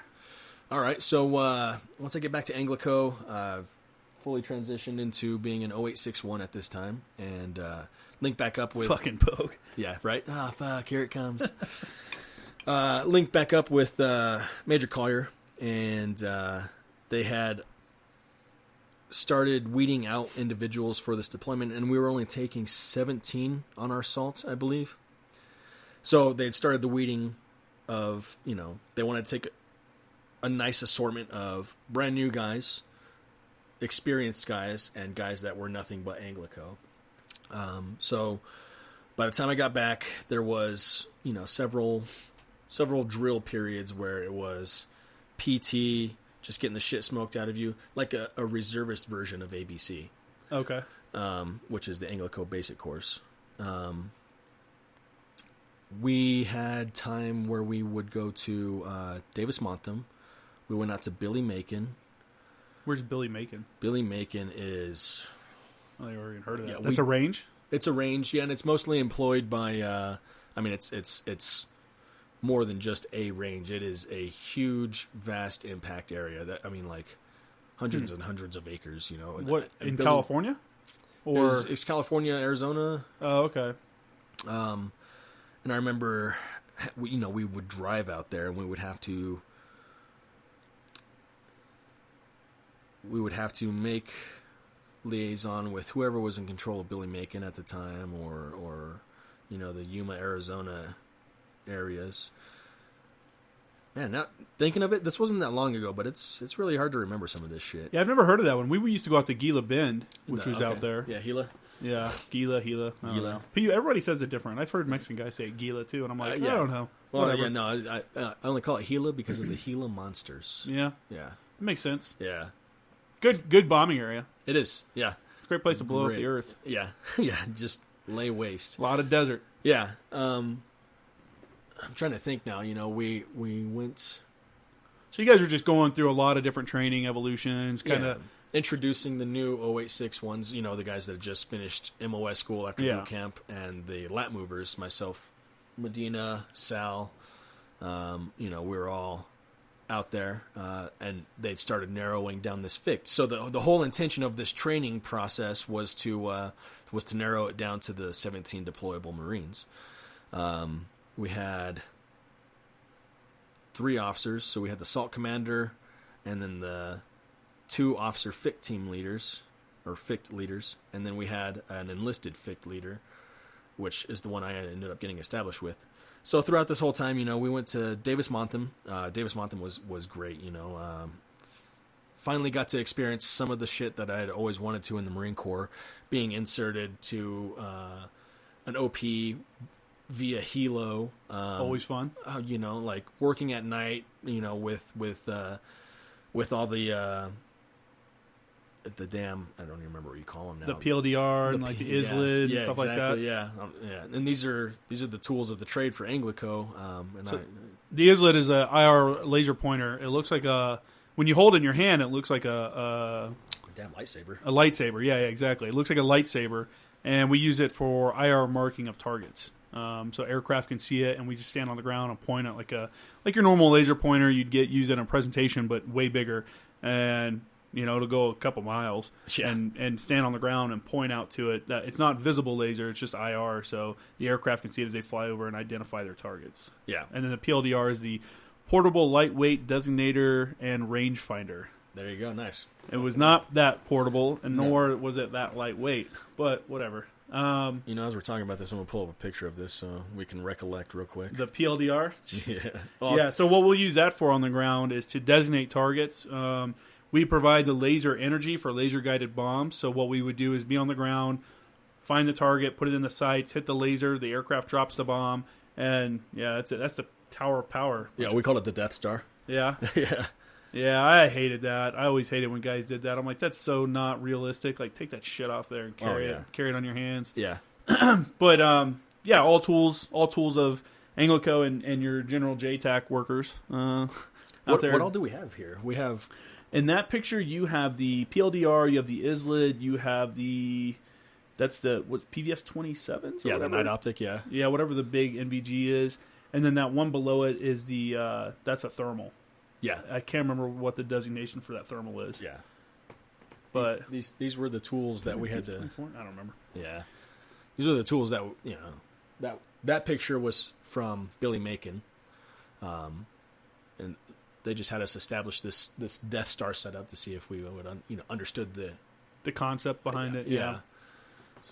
So now you guys have gone out a few times, kind of weeded out the guys that need a little bit of work, getting ready for the deployment. Once you had your teams finalized, did you start, was it like, okay, now you're active duty, basically you're like on active orders and you're there full time to get your workup going? Or how long did you work up as in a reservist capacity where you only came every once in a while to do your stuff? And then how long did you do that before you actually were fully formed and you were fully like, now we're activated until after the deployment? Because I don't really know. I've never really... I don't know that side of the reserve side. No, I'm glad to share it with you. Looking back at it, retrospect, it's a relatively short amount of time. I got into 3rd ANGLICO in 2010, and I exited service in January 2012, man. So it was a real quick turnaround. And thinking about it, it makes me kind of feel bad for wasting some assets of the Marine Corps. But I went through retraining, deployment, and came back and got out. That was essentially the time frame. But the workup after I returned from MOS training, where we had met, was probably another 3 months. And that was, we had gone out to these ranges that I keep on referring to, and we were exposed to the methods that we would be implemented with, we're going to be used as a battalion level type of asset. We could operate on our own, like totally independent of anyone's operational idea out there, or we could totally separate into just our separate fix and be attached to specialized teams. Like I remember there was guys that were attached to MARSOC and Green Berets and all these specialized teams, providing that asset to them. So we got exposed to that. We got to work with Air Force TACPs, which was pretty insightful. And then after that 3 months, we got our mobilization orders, which is when we attached officially to 1st ANGLICO, and we're on active duty orders at this time, and that was... And you work out of the ANGLICO spaces, right? Like you came down and worked out of 1st ANGLICO spaces at that time. Yeah. And it was actually funny. 1st ANGLICO is co-located with 1st LAR, 1st MSOB, and I ended up getting my old barracks room from 1st LAR. And, no way. Yeah, man. Like we were in these old World War II barracks. They're still. I'm pretty sure they're still standing there. No, dude. I think they tore them all down. No way. I think they're all in new barracks now. Really? So the ones I'm talking about? Yeah, the white ones on the east side towards the ramp. Yeah. Yeah. I want to say those have all been torn down. Oh man. Because they used them as a battalion CP for a little bit too, right? Yeah. Or did they have? Yeah, they tore that down. Okay. Shit. Well. Yeah. We ended up being housed in those barracks because they were still building the new barracks at the time for ANGLICO. Yeah.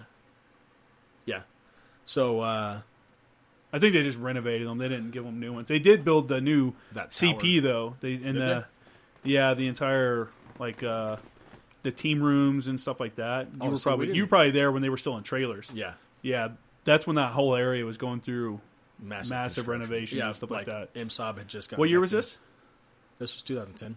Yeah, so you were there. Yeah. So you got down to 1st ANGLICO, Camp Pendleton, back home, yeah. Your old stomping grounds. Yeah. Did you see any of your buddies from 1st LAR walk around Las Flores? Yeah, I did actually. So, I back with 1st LAR when I was getting out, I'd been established with a whole new platoon, whole new leadership element, everything, whole new company. It was Alpha Company. So, by the time I'd gotten out, was still going to school, finished my EMT, did my MOS training with 3rd ANGLICO, got back. This element with LAR had gone on deployment, and by the time we got our active duty orders and were stationed back in Las Flores, they were coming back. So I got to run into these guys post-deployment and see how everything went, It was pretty damn, I don't know what the word, like reassuring, like the type of exposure I had with them for the little bit of time that I had with them really went well. There's no casualties. They ended up ditching the LAVs for MRAPs strictly because in Afghanistan at the time there was a huge IED threat and the LAVs would always get mangled. Yeah. So they ended up ditching them for MRAPs. They came back. I was hearing all their war stories. It was just good to see all these guys again. And did you feel bad at that point? Were you like, shit, I should have stayed with LAR? Or were you like, no, I'm cool with where I'm at? No, I was extremely happy at the time. Once we got our active duty orders, I understood the mission of ANGLICO. I understood what I'm supposed to help them do. Yeah. In my position as a JFO, and when getting back into it, back at Las Flores, seeing these guys from 1st LAR come back from their deployment, all that, it was just satisfying, gratifying to see them come back unscathed, relatively always, unscathed. Yeah, like, all right, cool, like, well, hey, I'm getting ready to head out with this, do you guys know what ANGLICO is, tell them about ANGLICO, and now no one knows what ANGLICO is. Every time you talk to another Marine, they're like, what the fuck is ANGLICO? Yeah, you're like, I'm with ANGLICO. They're like, what? Okay, cool, man. What are Anglicans? Yeah. So, spread that knowledge, try and get that network going.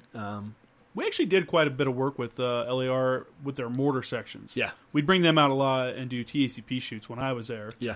So maybe you were the bridge for that gap, and it could have been. Like even when we were reservists and we went out to Billy Macon, 4th LAR would come out and provide the mortar asset for us. So, I'm thinking it's an organic thing that they always possessed, but you provided assets to the active duty component of LAR. No. They would come out and support our TACP shoots. Oh, okay, yeah. For like marking targets and shit like that. Yeah, they'd come out to like San Clemente Island with us, and they'd bring a couple. Oh, no shit. Yeah, you never got to do that while you were there? Nah. They came out with like 3 of their LAVs, or their mortar section. They'd bring their mortar section out and come shoot with us. It was good and bad. There was hit and miss sometimes. Yeah. Overall, LAR was really good for us. There was one, I can only remember one field op where I was like, dude, these guys are garbage. Yeah. But that could have just been that crew, and I know the guy that was like the chief told me he was getting out, and he was trying to get into, they were missing the target. He was like, I think it's the observers. And I'm like, bro. Like, he came up. I have to pause real quick. Will you plug that in real quick? Because it slipped out. No, down there by the plug. Oh, yeah. While you're doing that. So I have to pause because I was like, this can't be happening.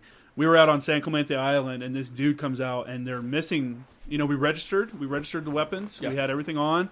Then they'd start shooting, and they'd be like 800 to 1,000 meters off. And the section chief comes up, and he's like, hey, I think it's something up here. Did you do this with your vector? Did you do this? He's like, I'm a JFO, just so you know. And I'm like, bro, this entire hill is JTACs and JFOs. Like, you think? I told him, I'm like, in my hand, I have the, the mensurated target grids. Like, I had 10-digit grids for the targets I had my guys shooting at. Yeah. So I, like, yelled down. I was like, Soto, hit that target. Tell me what the grid is. And he's like, right on. I'm like, he's right on, bro. I was like, it's something with you guys. Figure it out. Anyway, overall, really good experiences with LAR. But, you know what? It's unplugged. It's unplugged right there. Really good experiences with LAR. Only had one bad experience, and, I don't judge them by that. So, okay. So, working with LAR, you got to see your guys as they got home from the deployment. Yeah. And then so you got to share your experience. Did any of the guys that you worked with at LAR, now that you were with ANGLICO and doing a different job, did you have anybody that was like, hey, how do I lat move? Like, that looks cool. I want to do that. Yeah, actually, that was one of the bigger questions was, we thought you just got out. How did you end up with 1st ANGLICO? Well, I'm actually a reservist, and, explaining that whole bit to them, but none of them, being an active duty Marine, you're pretty much just regulated to that lifestyle. The blinders are on, like, you don't really see much on the outside unless you've got that type of initiative and you go and do that research, or someone's sharing that information with you willingly. Mm-hmm. So I ended up being that type of asset to them, where they had no idea about this type of stuff. And it's just like, listen, man, before you get out, you can talk to the career retention specialist, or you can go and talk to this Yahoo, I forget his name, that was at 4th LAR, the in-house recruiter for reservists there. So a lot of them probably ended up going to do that. I know some of them are still in. A lot of those guys that I ended up conversing with at that point in time are still in. Some of them have gone MARSOC. Others are still with LAR. Some are, with other units, have changed careers totally, whatever. But it definitely enlightened them to that type of input, So how do you think your workup for your deployment with ANGLICO was different than with LAR? Obviously, completely different mission sets, completely different jobs. So what was the difference in, like, I don't know, just go through some of what you think about the two different workup styles. Yeah, for sure. So with LAR, it was dedicated and dictated by the ROEs, like we went over earlier. With ANGLICO, there was a huge emphasis on the idea that it could change at a moment's notice, because we're not only there to provide an asset to units that don't organically possess it, but to mentor these units, So one of the big missions that we had was mentoring the indigenous military or the indigenous police force, not only in infantry tactics and anything like that, but with JTACery, as I guess it's been come to call. So were you a JFO? Did you go to JFO right before the deployment, or? So it was weird with the reserves. There was I mean, there was no certified training from it, but it was just like, hey, look, this is how you operate as a JFO. Yeah. Now this is what you're going to do on deployment. And that's how it was for a long time until they came out with the schoolhouse. And honestly, like, you can make a really good JFO. They don't necessarily need to go to school, but it is nice to say that this guy is certified, and so he's got legitimate training, because the way I train a guy, OJT or whatever you want to call it, is going to be different than how you're going to do it, and you're going to end up with different products. So at least you standardize it some. So, so how many JTACs did you have on your team when you went out? So our assault had the detachment commander, the detachment staff NCO, the three FICT leaders, and then interdispersed amongst the teams, they had guys that had just become JTACs. So I would say out of the 17 guys, at least 8 of them. Oh, okay. Wow. That's pretty heavy. Pretty stacked. Okay, so what year did you go to Afghanistan, and what area were you sent to? So we deployed it would have been 2011, and the area of operation was vast, man. And this was the first time I had operated in this type of mode set. Like LAR, you're meant to be mobile, but with ANGLICO, there was the propensity to be operating anywhere at any time. I mean, like one of the sayings is anywhere, anytime. Yeah. And we started out of Leatherneck in Helmand. We ended up all the way out in Kabul. We operated out of Kandahar. I mean, and then we hit, we were Sangin Valley. We were everywhere, and that was just my FICT. The other guys, I'll mention a couple names here. We had Adam Collier, who was a major at the time. This guy is a known name now. He left ANGLICO and went to 4th Recon down in Texas, and we had Robert Cox, who started out with 223. Actually, him and Adam Collier started out in 223 together. They were in the same platoon. They ended up coming to LAR together and separating from there. Adam Collier went to 4th Recon. Cox went to 2nd MSOB. I'm sorry, what was your question again? Oh, I was saying... No, I was asking... God, now you have me forgetting what I asked. Shit. Who were you supporting in that? Deployment, where we were, how we Okay. Yeah, if you just want to talk about your deployment, some of the stuff you guys did. Yeah. Oh, because you were talking about some of the other units that other dudes were supporting. There we go. That's what it was. Yeah. So my FICT in particular, we'd gone from Helmand, Kabul, Kandahar. Supporting who? So mostly... With one unit, or were you bouncing from unit to unit? Bouncing from unit to unit. So as they were completing their missions, we would bounce to another unit. The biggest operation that my FICT was incorporated in overall was up at the Kajaki Dam in the upper Sangin Valley. And that was the later part of our deployment. Towards the end, we actually left to redeploy home from Kajaki. So, in essence, we spent 7 months all over. What part of 2011 was this? We came home in... Like first half or second half? This is the first half. Oh, okay. Yeah. So that was before I got there then. Yeah, I think you and I might have done left seat, right seat at some point in some way or another. Yeah, I got there in June of 2011, I think. I actually ran into Graham. We did a left seat, right seat with Graham. Oh, okay. Yeah, I saw Graham actually at Kyrgyzstan. Oh, yeah? Yeah. Coming in or going out? On his way out. He had just finished the deployment with second ANGLICO. Yeah. And he was out there with 3-5 during their like garbage, not garbage deployment, but shitty deployment where they lost a lot of dudes. Yeah. So yeah, he was pretty like he had come from for those. Graham is a guy that we went to school with. He was a Huey door gunner and lat moved and became a JTAC and stuff like that. Yeah, they had some rough goings up there. They did. Yeah, obviously. I talked to him about it later on. I didn't realize he was with 3-5 until later on. Him and I went on a MU together also after that. Oh, no way. Yeah. And, he told me, he's like, man, it got to a point, it'd be like, okay, today's our day to go out on patrol. And he's like, we'd go line up at the gate. And he's like, I would throw up before I'd go out just because I was so nervous. Because I think they lost 25 dudes. They lost 25 guys killed and like over 100 injured within the first couple.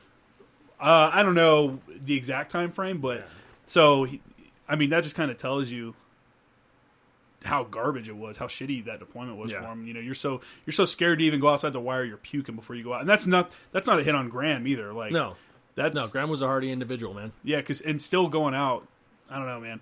Rough time. So anyway, you were out there bouncing around, and who else were you guys?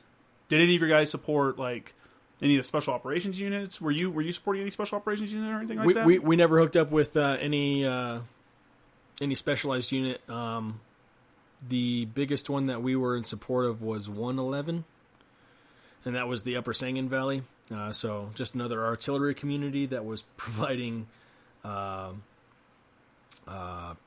provisional infantry role. They were totally operating outside of their normals, and that was our biggest operation in the Upper Sangin Valley at Kajaki Dam.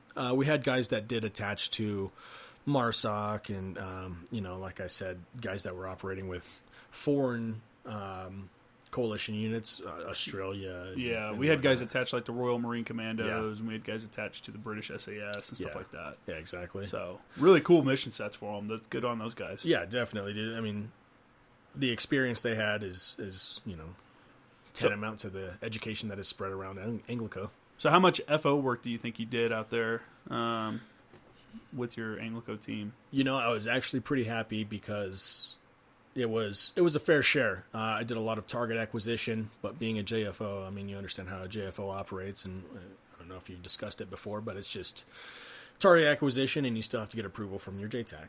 Yeah. The JTAC still give them the cleared hot, but the JFO can do basically everything up to that point. Exactly. Or as much as the JTAC will let them. Yeah. So it was still a fair share. I as we were discussing earlier, was not upset, but a little conflicted about the change from 03 to 08. And I got to do a fair share of infantry work along with the JFO side of it, So I'd say a 50-50, but when it came to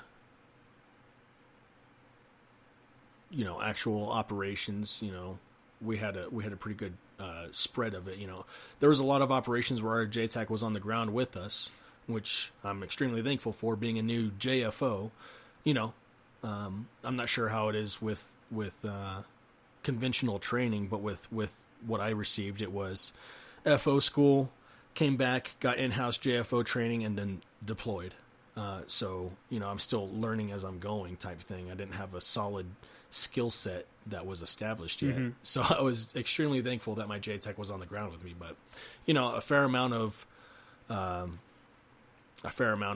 target acquisitions.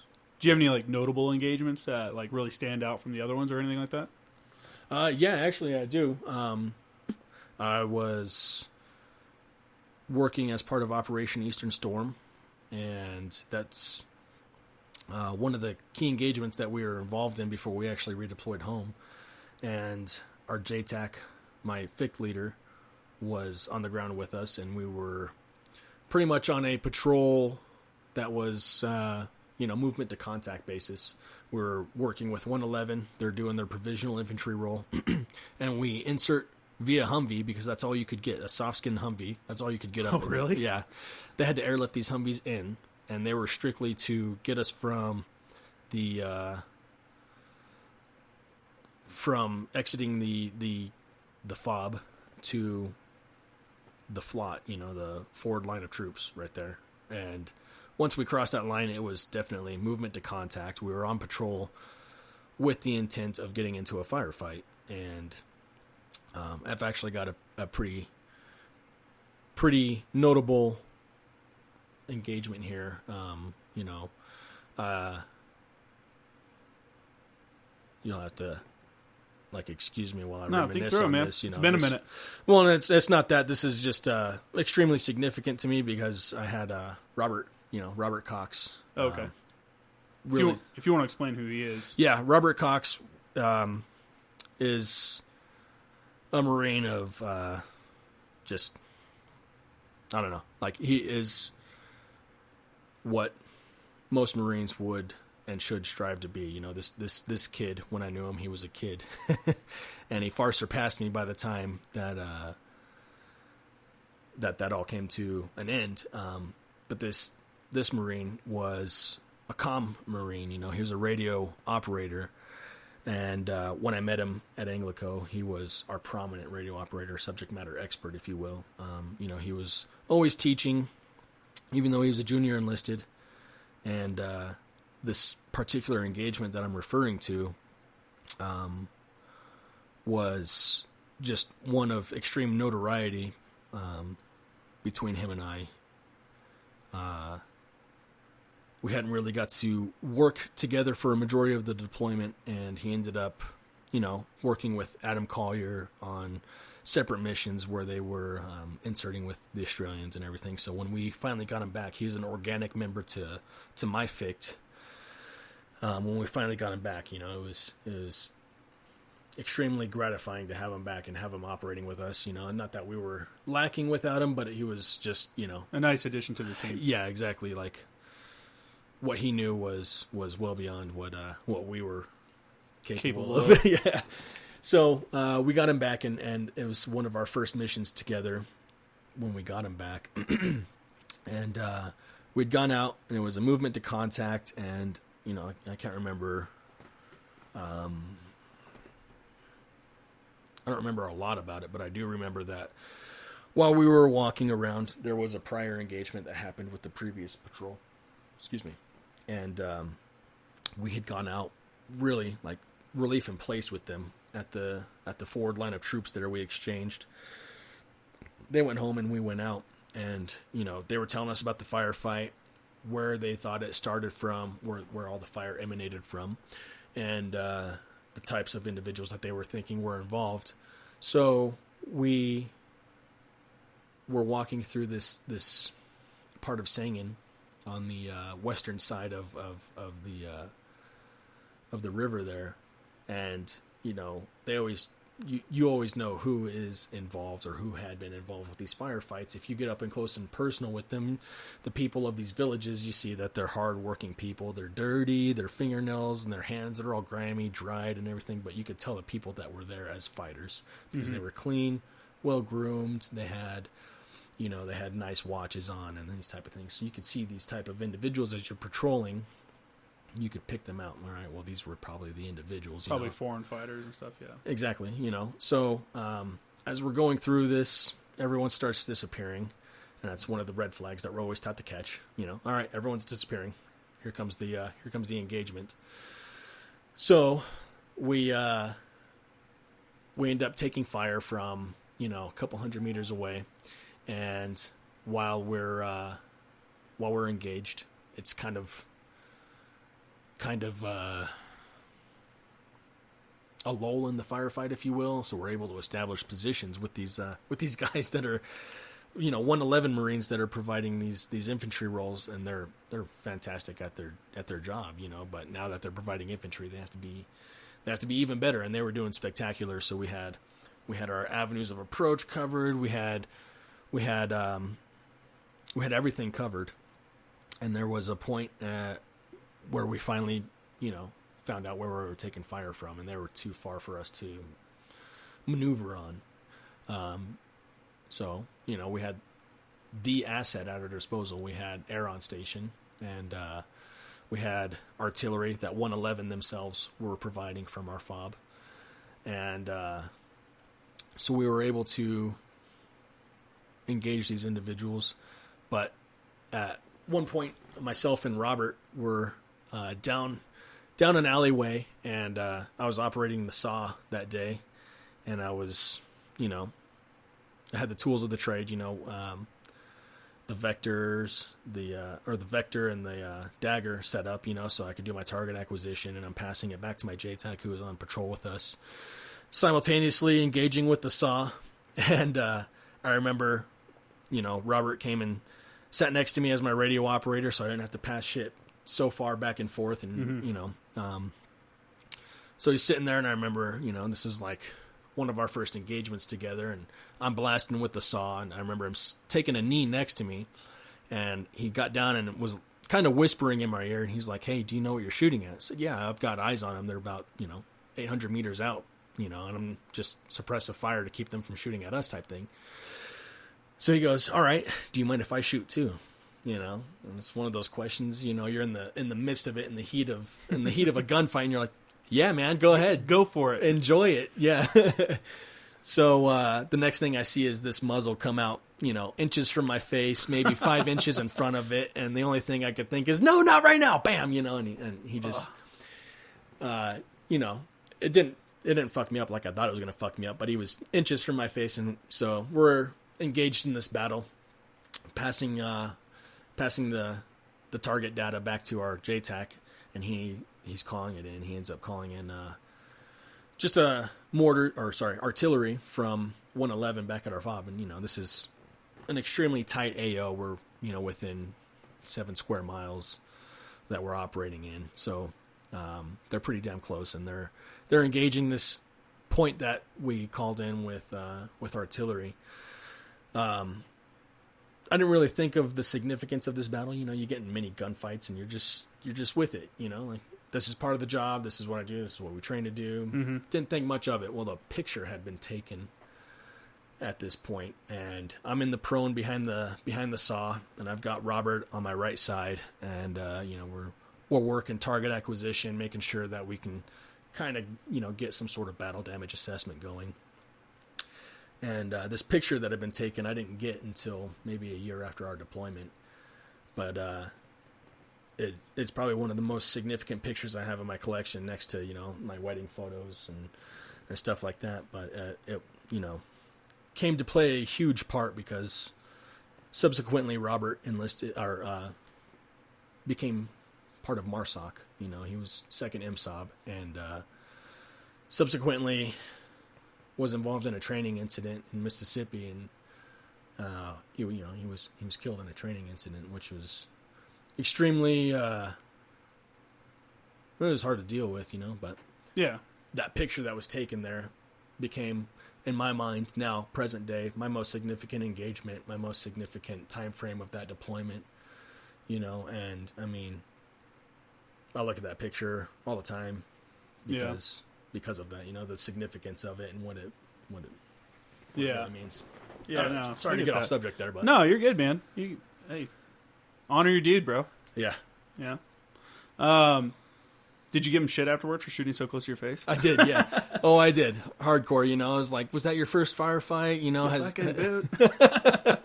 He had picked up corporal, before we left, and I was sergeant. So it was, we had a good little setup in our team. We didn't really have to worry about getting fucked with when we were trying to get shit taken care of outside of operations. Yeah. But it was just it was a humbling experience, and it was also gratifying. So that was your last deployment, right? With the Marine Corps, yeah. With the Marines. So you came back from that deployment, 2011. This is about summertime 2011, I would assume. Late 2011. So you come back from that deployment, and what'd you do from there? So you had another decision to make, right? Like, am I going to stay in? Am I going to get out again? Yeah, exactly. Like I said earlier, I wasn't required to re-enlist or extend my contract or anything to make this operation or to make this deployment, which was fucking awesome, in my opinion. So at this point in time, we came back and we're doing our decompression phase where we're doing all of our annual training and sending guys out to schools and and all of that, and we're getting ready to demobilize from 1st ANGLICO and go back to just being, reservists again. So at that point in time, I had a pretty lucrative job offer from one of my previous NCOs for, contracting across seas. So that really... Was that with one of the major contract companies? At the time I thought I think it was. It was a pretty large contract. It was back in Afghanistan, and it was dealing with the infrastructure rebuilding. Okay, rebuilding all the damage that had taken place since the 70s, 80s, 90s, and since we've been. Were you there in a construction capacity or in a security capacity? Yeah, I was there as mobile security. Okay, yeah. So a lot of guys contracting is something that interests a lot of guys when they get out. So do you want to kind of explain that Yeah. Like a quick explanation of the process of how you get into contracting, how you don't get screwed over by getting into contracting. Yeah. Because a lot of guys get screwed over by getting into contracting and not understanding what they're signing up for. Exactly. Yeah. And, I'm not the subject matter expert, but I'm definitely willing to impart my knowledge here. I got out in 2012 from the Marine Corps with this job offer from a pretty prominent company at the time, which no longer exists, which should give you one big key here, They offer, a pretty hefty income at the time. It was a 6-figure income, full benefits. It was salaried. So what was the time frame? Like 90 there, 30 back, or it was pretty much different ones. It was pretty much up to how you could regulate it within your team. Okay. The minimum that you were required to do was 120 days total, or in a row. In a row. Okay. Yeah. So that was your rotation. 120. You could take 30 off. You could take 180 off. It just depended on how you could work. But when you come back, you're doing 120, and then yeah, go from there. Yeah, and I mean, they were pretty accommodating with that. What kind of training? So when you get to a contract company, did you get any kind of training, or did you get? Explain that, because yeah. I've never done any contracting. I also looked at a couple offers when I got out. How do you get your weapons? How do you get your training? And how does all that happen? And again, we'll go back to when I was first with LAR and the perception I had, a new guy getting involved in an industry I had no idea about. It was just very lucrative at the time. So my understanding of it was that they were recruiting guys that were straight out of the military, because there was not a huge demand to train them up to any specific standard. Everyone, Marine Corps, Army, Navy, you had your high-speed, low-drag operators, you had your basic infantrymen and all that, everyone in between. So everyone had a normal or a baseline, a consensus that we could all operate off of. So training was relatively easy and short. It was a 30-day training period where you would go to their facility, which housed a range, both long range and short range, so small arms. You would fire pistol, rifle, shotgun. Then you would go and fire your machine guns, your 240s, your saws, and everything like that. We had a driving course, which was, tantamount to what law enforcement offers now. It's a skid pan. It's a actual track that has several obstacles installed in it that you're meant to learn, understand, and be able to navigate. There was, obviously the academic portion of it, like every schoolhouse has with it, like learning what it is to be a security consultant, what you're providing as a security consultant, who you're working for. And then they would, provide information that is not readily available to all of these units across the board, Army, Marine Corps, Navy. There was a portion of the class that was meant to unify them with all of their previous training and how to bring it together to produce a cohesive unit, a cohesive team. There's land nav, there was good training. It was all good training, and you're receiving really decent compensation for being in training, and then, post 30 days, you would either deploy right away, or you'd have some sort of waiting period before you would deploy. Either way, once you get into country, that's when you get your OJT, and it's, Did you provide your own weapon, or did the company provide it? And did you have the same weapon the entire time, the same weapon set? Yeah, and that's kind of where, some of this falls in line with the military. Yeah, you got issued a weapon. You weren't allowed to take anything on your own. The weapon you were issued would not be yours once you left country for leave and came back for work. You would get issued a whole new setup. Oh, okay. What weapons were you issued? So we operated off of M4s. Most of the time they were Daniel Defense. And then we had Glocks or Berettas for pistols. Shotguns were Mossbergs or Benelli, if you operated with shotguns. And the machine guns, the 240s, the 249s were pretty much regulated to the static security positions. So like guard tower, gate guard, these type of things. You would have them on your team for contingency operations. You'd have a guy that was dictated for that operation, the trunk monkey, the guy who, if shit hit the fan, would pull out the machine gun. Yeah, yeah. I've definitely seen the 240 sitting in the back of the up armored Ford Explorers. Yeah, Was that while you were in the Marines? Yeah, while I was in the Marines. Who There was a contract company that we had interacted with. Yeah, and see, that's exactly how I came across it. Was we were operating out in Kabul, and there was a prominent contracting agency out there that one of my previous NCOs was a member of, and asked if I wanted a job when I got out because he knew I was getting out.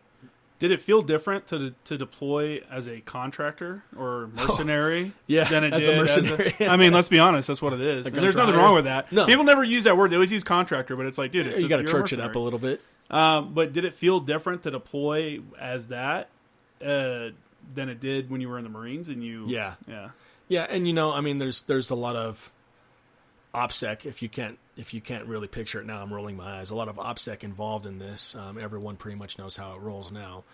But, it was extremely difficult to adjust to. We, as the military, when we deployed, it was all military all the way. Military aircraft, military transportation. When it came to contracting, we were able to take advantage of civilian transports, civilian air, Did you just fly in like regular airline right into Kabul? No, and I didn't realize it at first, but yeah. So my route of travel, without revealing, anything crazy, was from my home to Dubai, and from Dubai, jump another civilian charter into Afghanistan, and it was the weirdest thing ever. The transition there was insane. Like I'm feeling like I'm still in a combat zone, even though I'm operating in a totally different capacity, and midair receiving in-flight snacks and drinks, Yeah, they don't give that on the C-7. Yeah. I don't know why. So, what made you decide to get away from the contracting and onto other things, and what did you do afterwards? Yeah, so, I spent from 2012 to 2015 for a majority of the same company. There was a point at the end there in 2015 where they changed. They had a change of command, if you will. One company took over for the other, and all right, you can go ahead and continue. All right. So what really affected my decision to come back home was that I was always missing out on so much.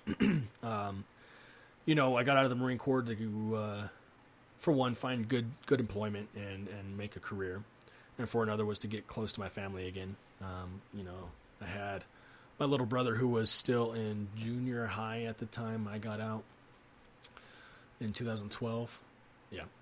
That I wasn't really able to participate with him all the time, so I wanted to come back home and be part of his life, be the big brother. Yeah. And so 2015, he's in high school at that point. Came home and I wanted to spend time with him. And over my time of contracting, I procured assets that were, made it easy to come home. I bought a home, set myself up so where I didn't have to work. I could just go to school. And obviously we had the GI Bill and all that. Yeah. So I wanted to come home because I was missing out on all that type of stuff.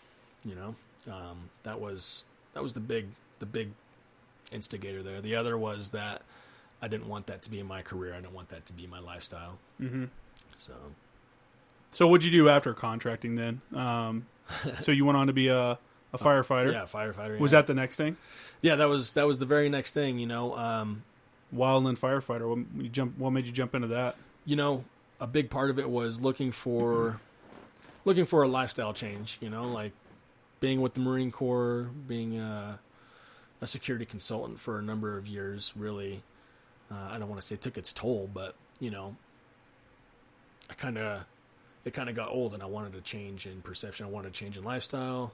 So I was looking for something that could provide me with the same camaraderie, like you live, sleep, and eat with these guys or gals. You train with them, like that same type of mentality right there, but in a civilian job set, civilian career that would bring me home.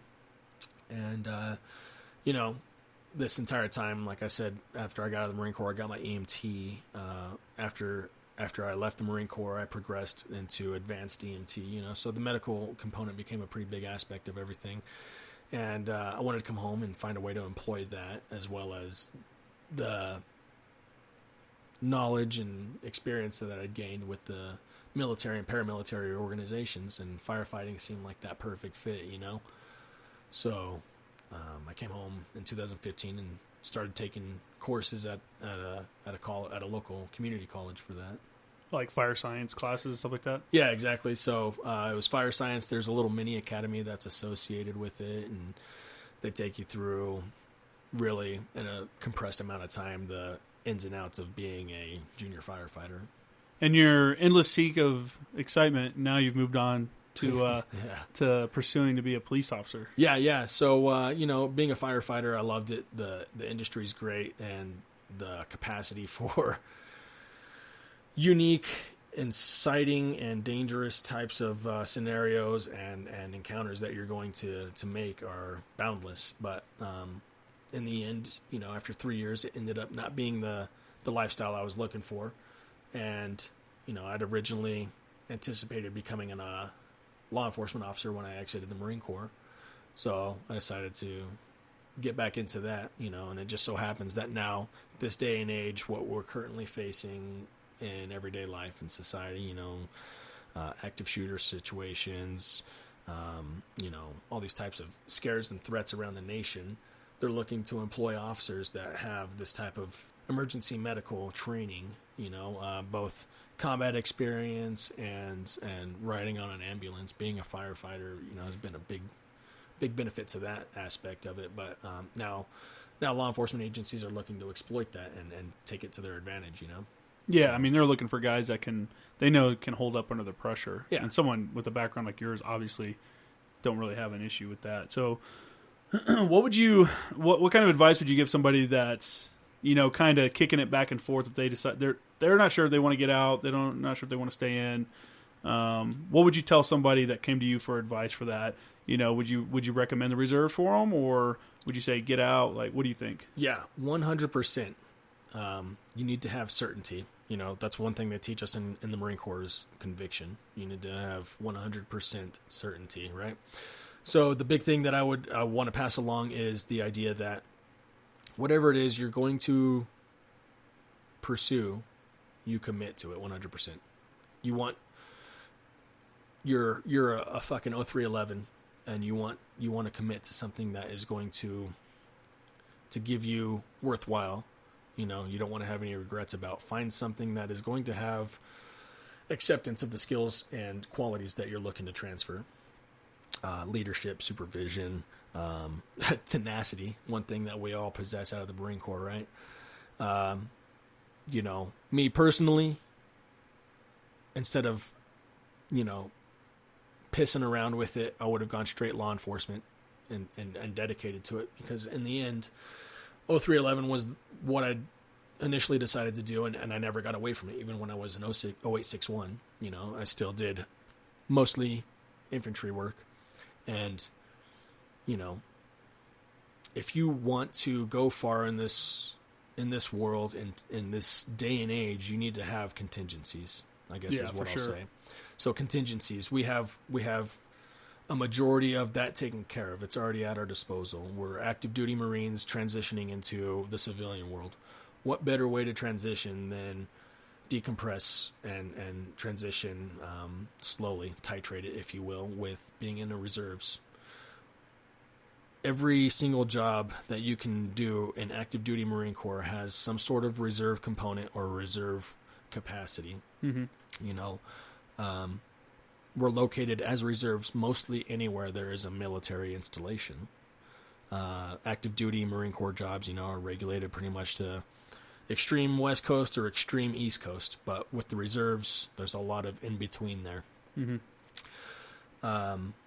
Not only do you get to continue serving as a military member, but you get to collect and reap the benefits of your service, GI Bill, insurance type stuff, that keeps you afloat while you're transitioning into a civilian set, whatever that is. Most Marines that I've encountered, that I talk to, want to get into something that they can they can transfer their experience into, you know? And Yeah. like for me personally, coming from the infantry world, coming from the, you know, combat arms realm, law enforcement was a dead giveaway, you know? And it's not that I painted myself into that corner, but the fact that that's the type of person that you are, you know? Whatever you choose to do, your job, that's going to be what you're most easily going to be able to transfer into, you know, and don't try and deny it. Don't try and skirt around it. Accept it. Yeah, just accept it, you know. Just accept it. I mean, if you were combat camera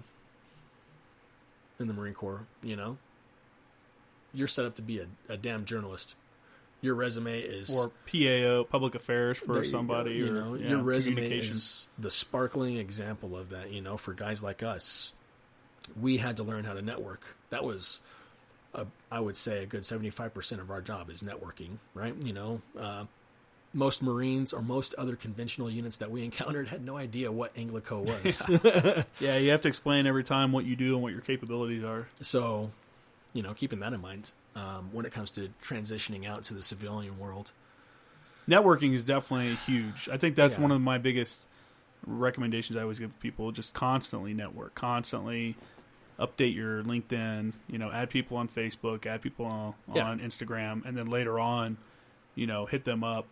You know, you never know where that good luck, I don't know, you never know where you're going to get to your next step. Yeah. You know what I'm saying? Like, at any point, someone that you may thought has written you off, you know, that you networked with forever, maybe you're friends on Facebook, but you haven't talked to them in years.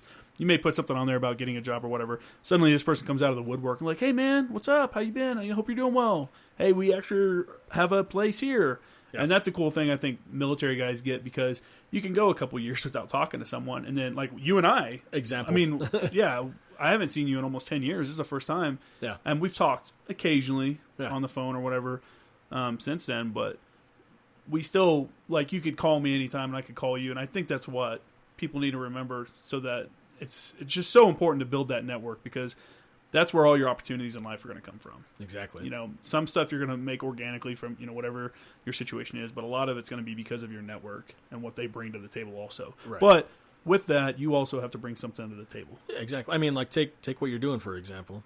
You know, what you've started back home and well, what we call home now is California. Yeah, for me, for right now. You know, with the Kramer graphics, dude. Like, yeah, that's.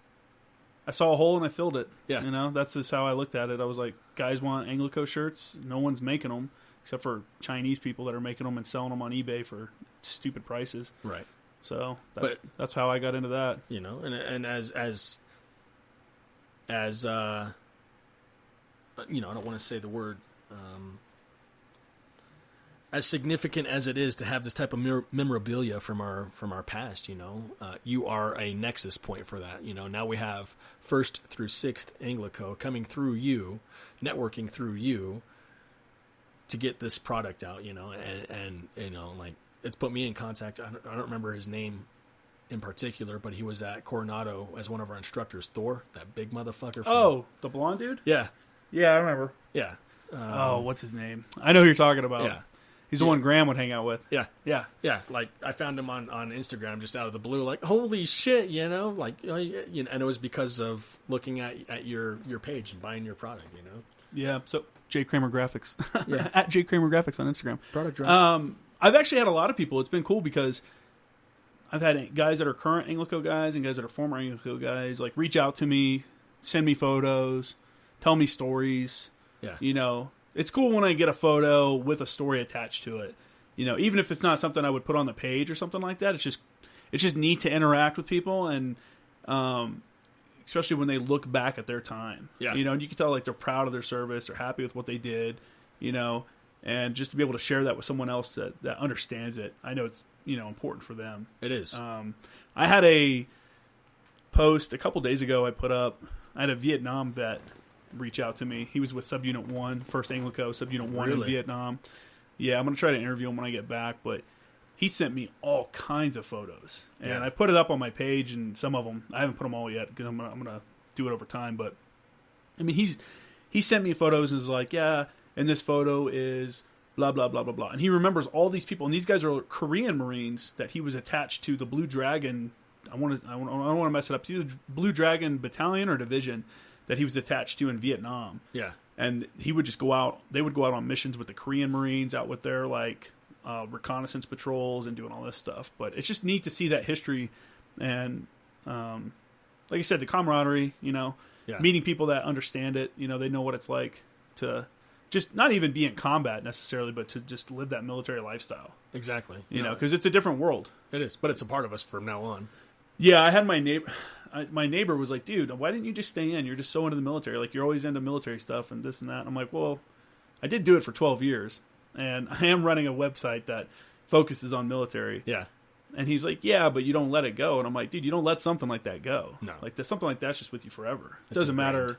Doesn't matter what I do. I'll always be involved in it." And it's just there's not very many industries out there nowadays that I work with someone, and 4 years later, I'm going to call them up and be like, "What up, dude?" Yeah. And talk about what we did at work. Yeah. Because just jobs aren't like that. Regular jobs aren't like that. No. But, yeah. So, anyway, I feel like this is a good spot to kind of call it quits. Is there anything you want to add before we end? No, dude, just thanks for allowing this opportunity for me to share this with the community at large, man. This is privilege. Hey, it's your story, man. I just want to get everybody's story out there.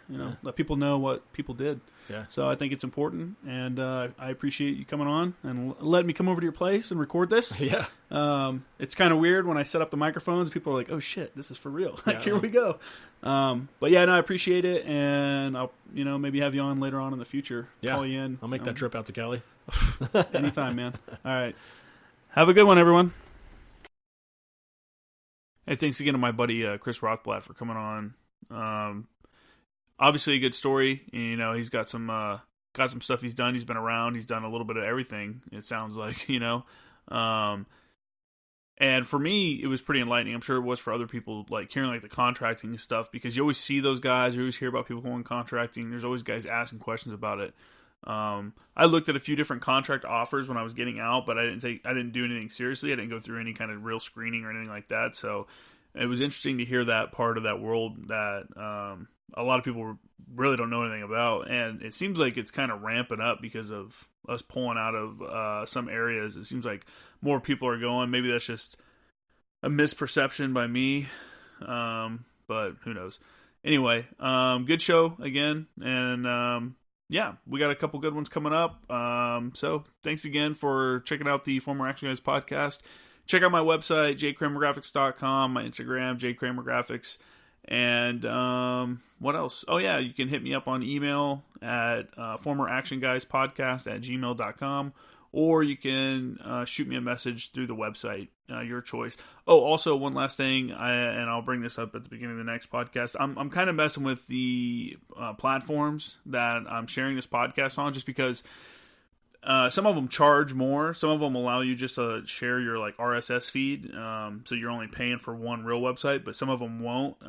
So like SoundCloud, I'm probably going to drop just because I have to upload one episode and then delete the other episodes because I can only have one on there at a time, which is okay if you've been following it from the beginning, but if you're just jumping on and you want to start from the beginning, that sucks. So I'll probably just offer it on 3 or 4 major platforms and then kind of go from there. And if we grow from there, then we will. But I just wanted to put that out there. So if you are listening to on like SoundCloud or something like that, well, here the ones I'm looking at having are Google Play, Apple Podcast, Spreaker. That's my main website. That's the main one. Spreaker is the main sharing platform that I use, and Spotify. So those are 4 major ones. I feel like that touches bases with basically everybody, especially between the Google and Apple. So those are your options. You can download, subscribe, leave comments on there. We appreciate any kind of reviews. We've got another couple 5-star reviews through some of the platforms, so I appreciate that. And yeah, if you got any questions, hit me up.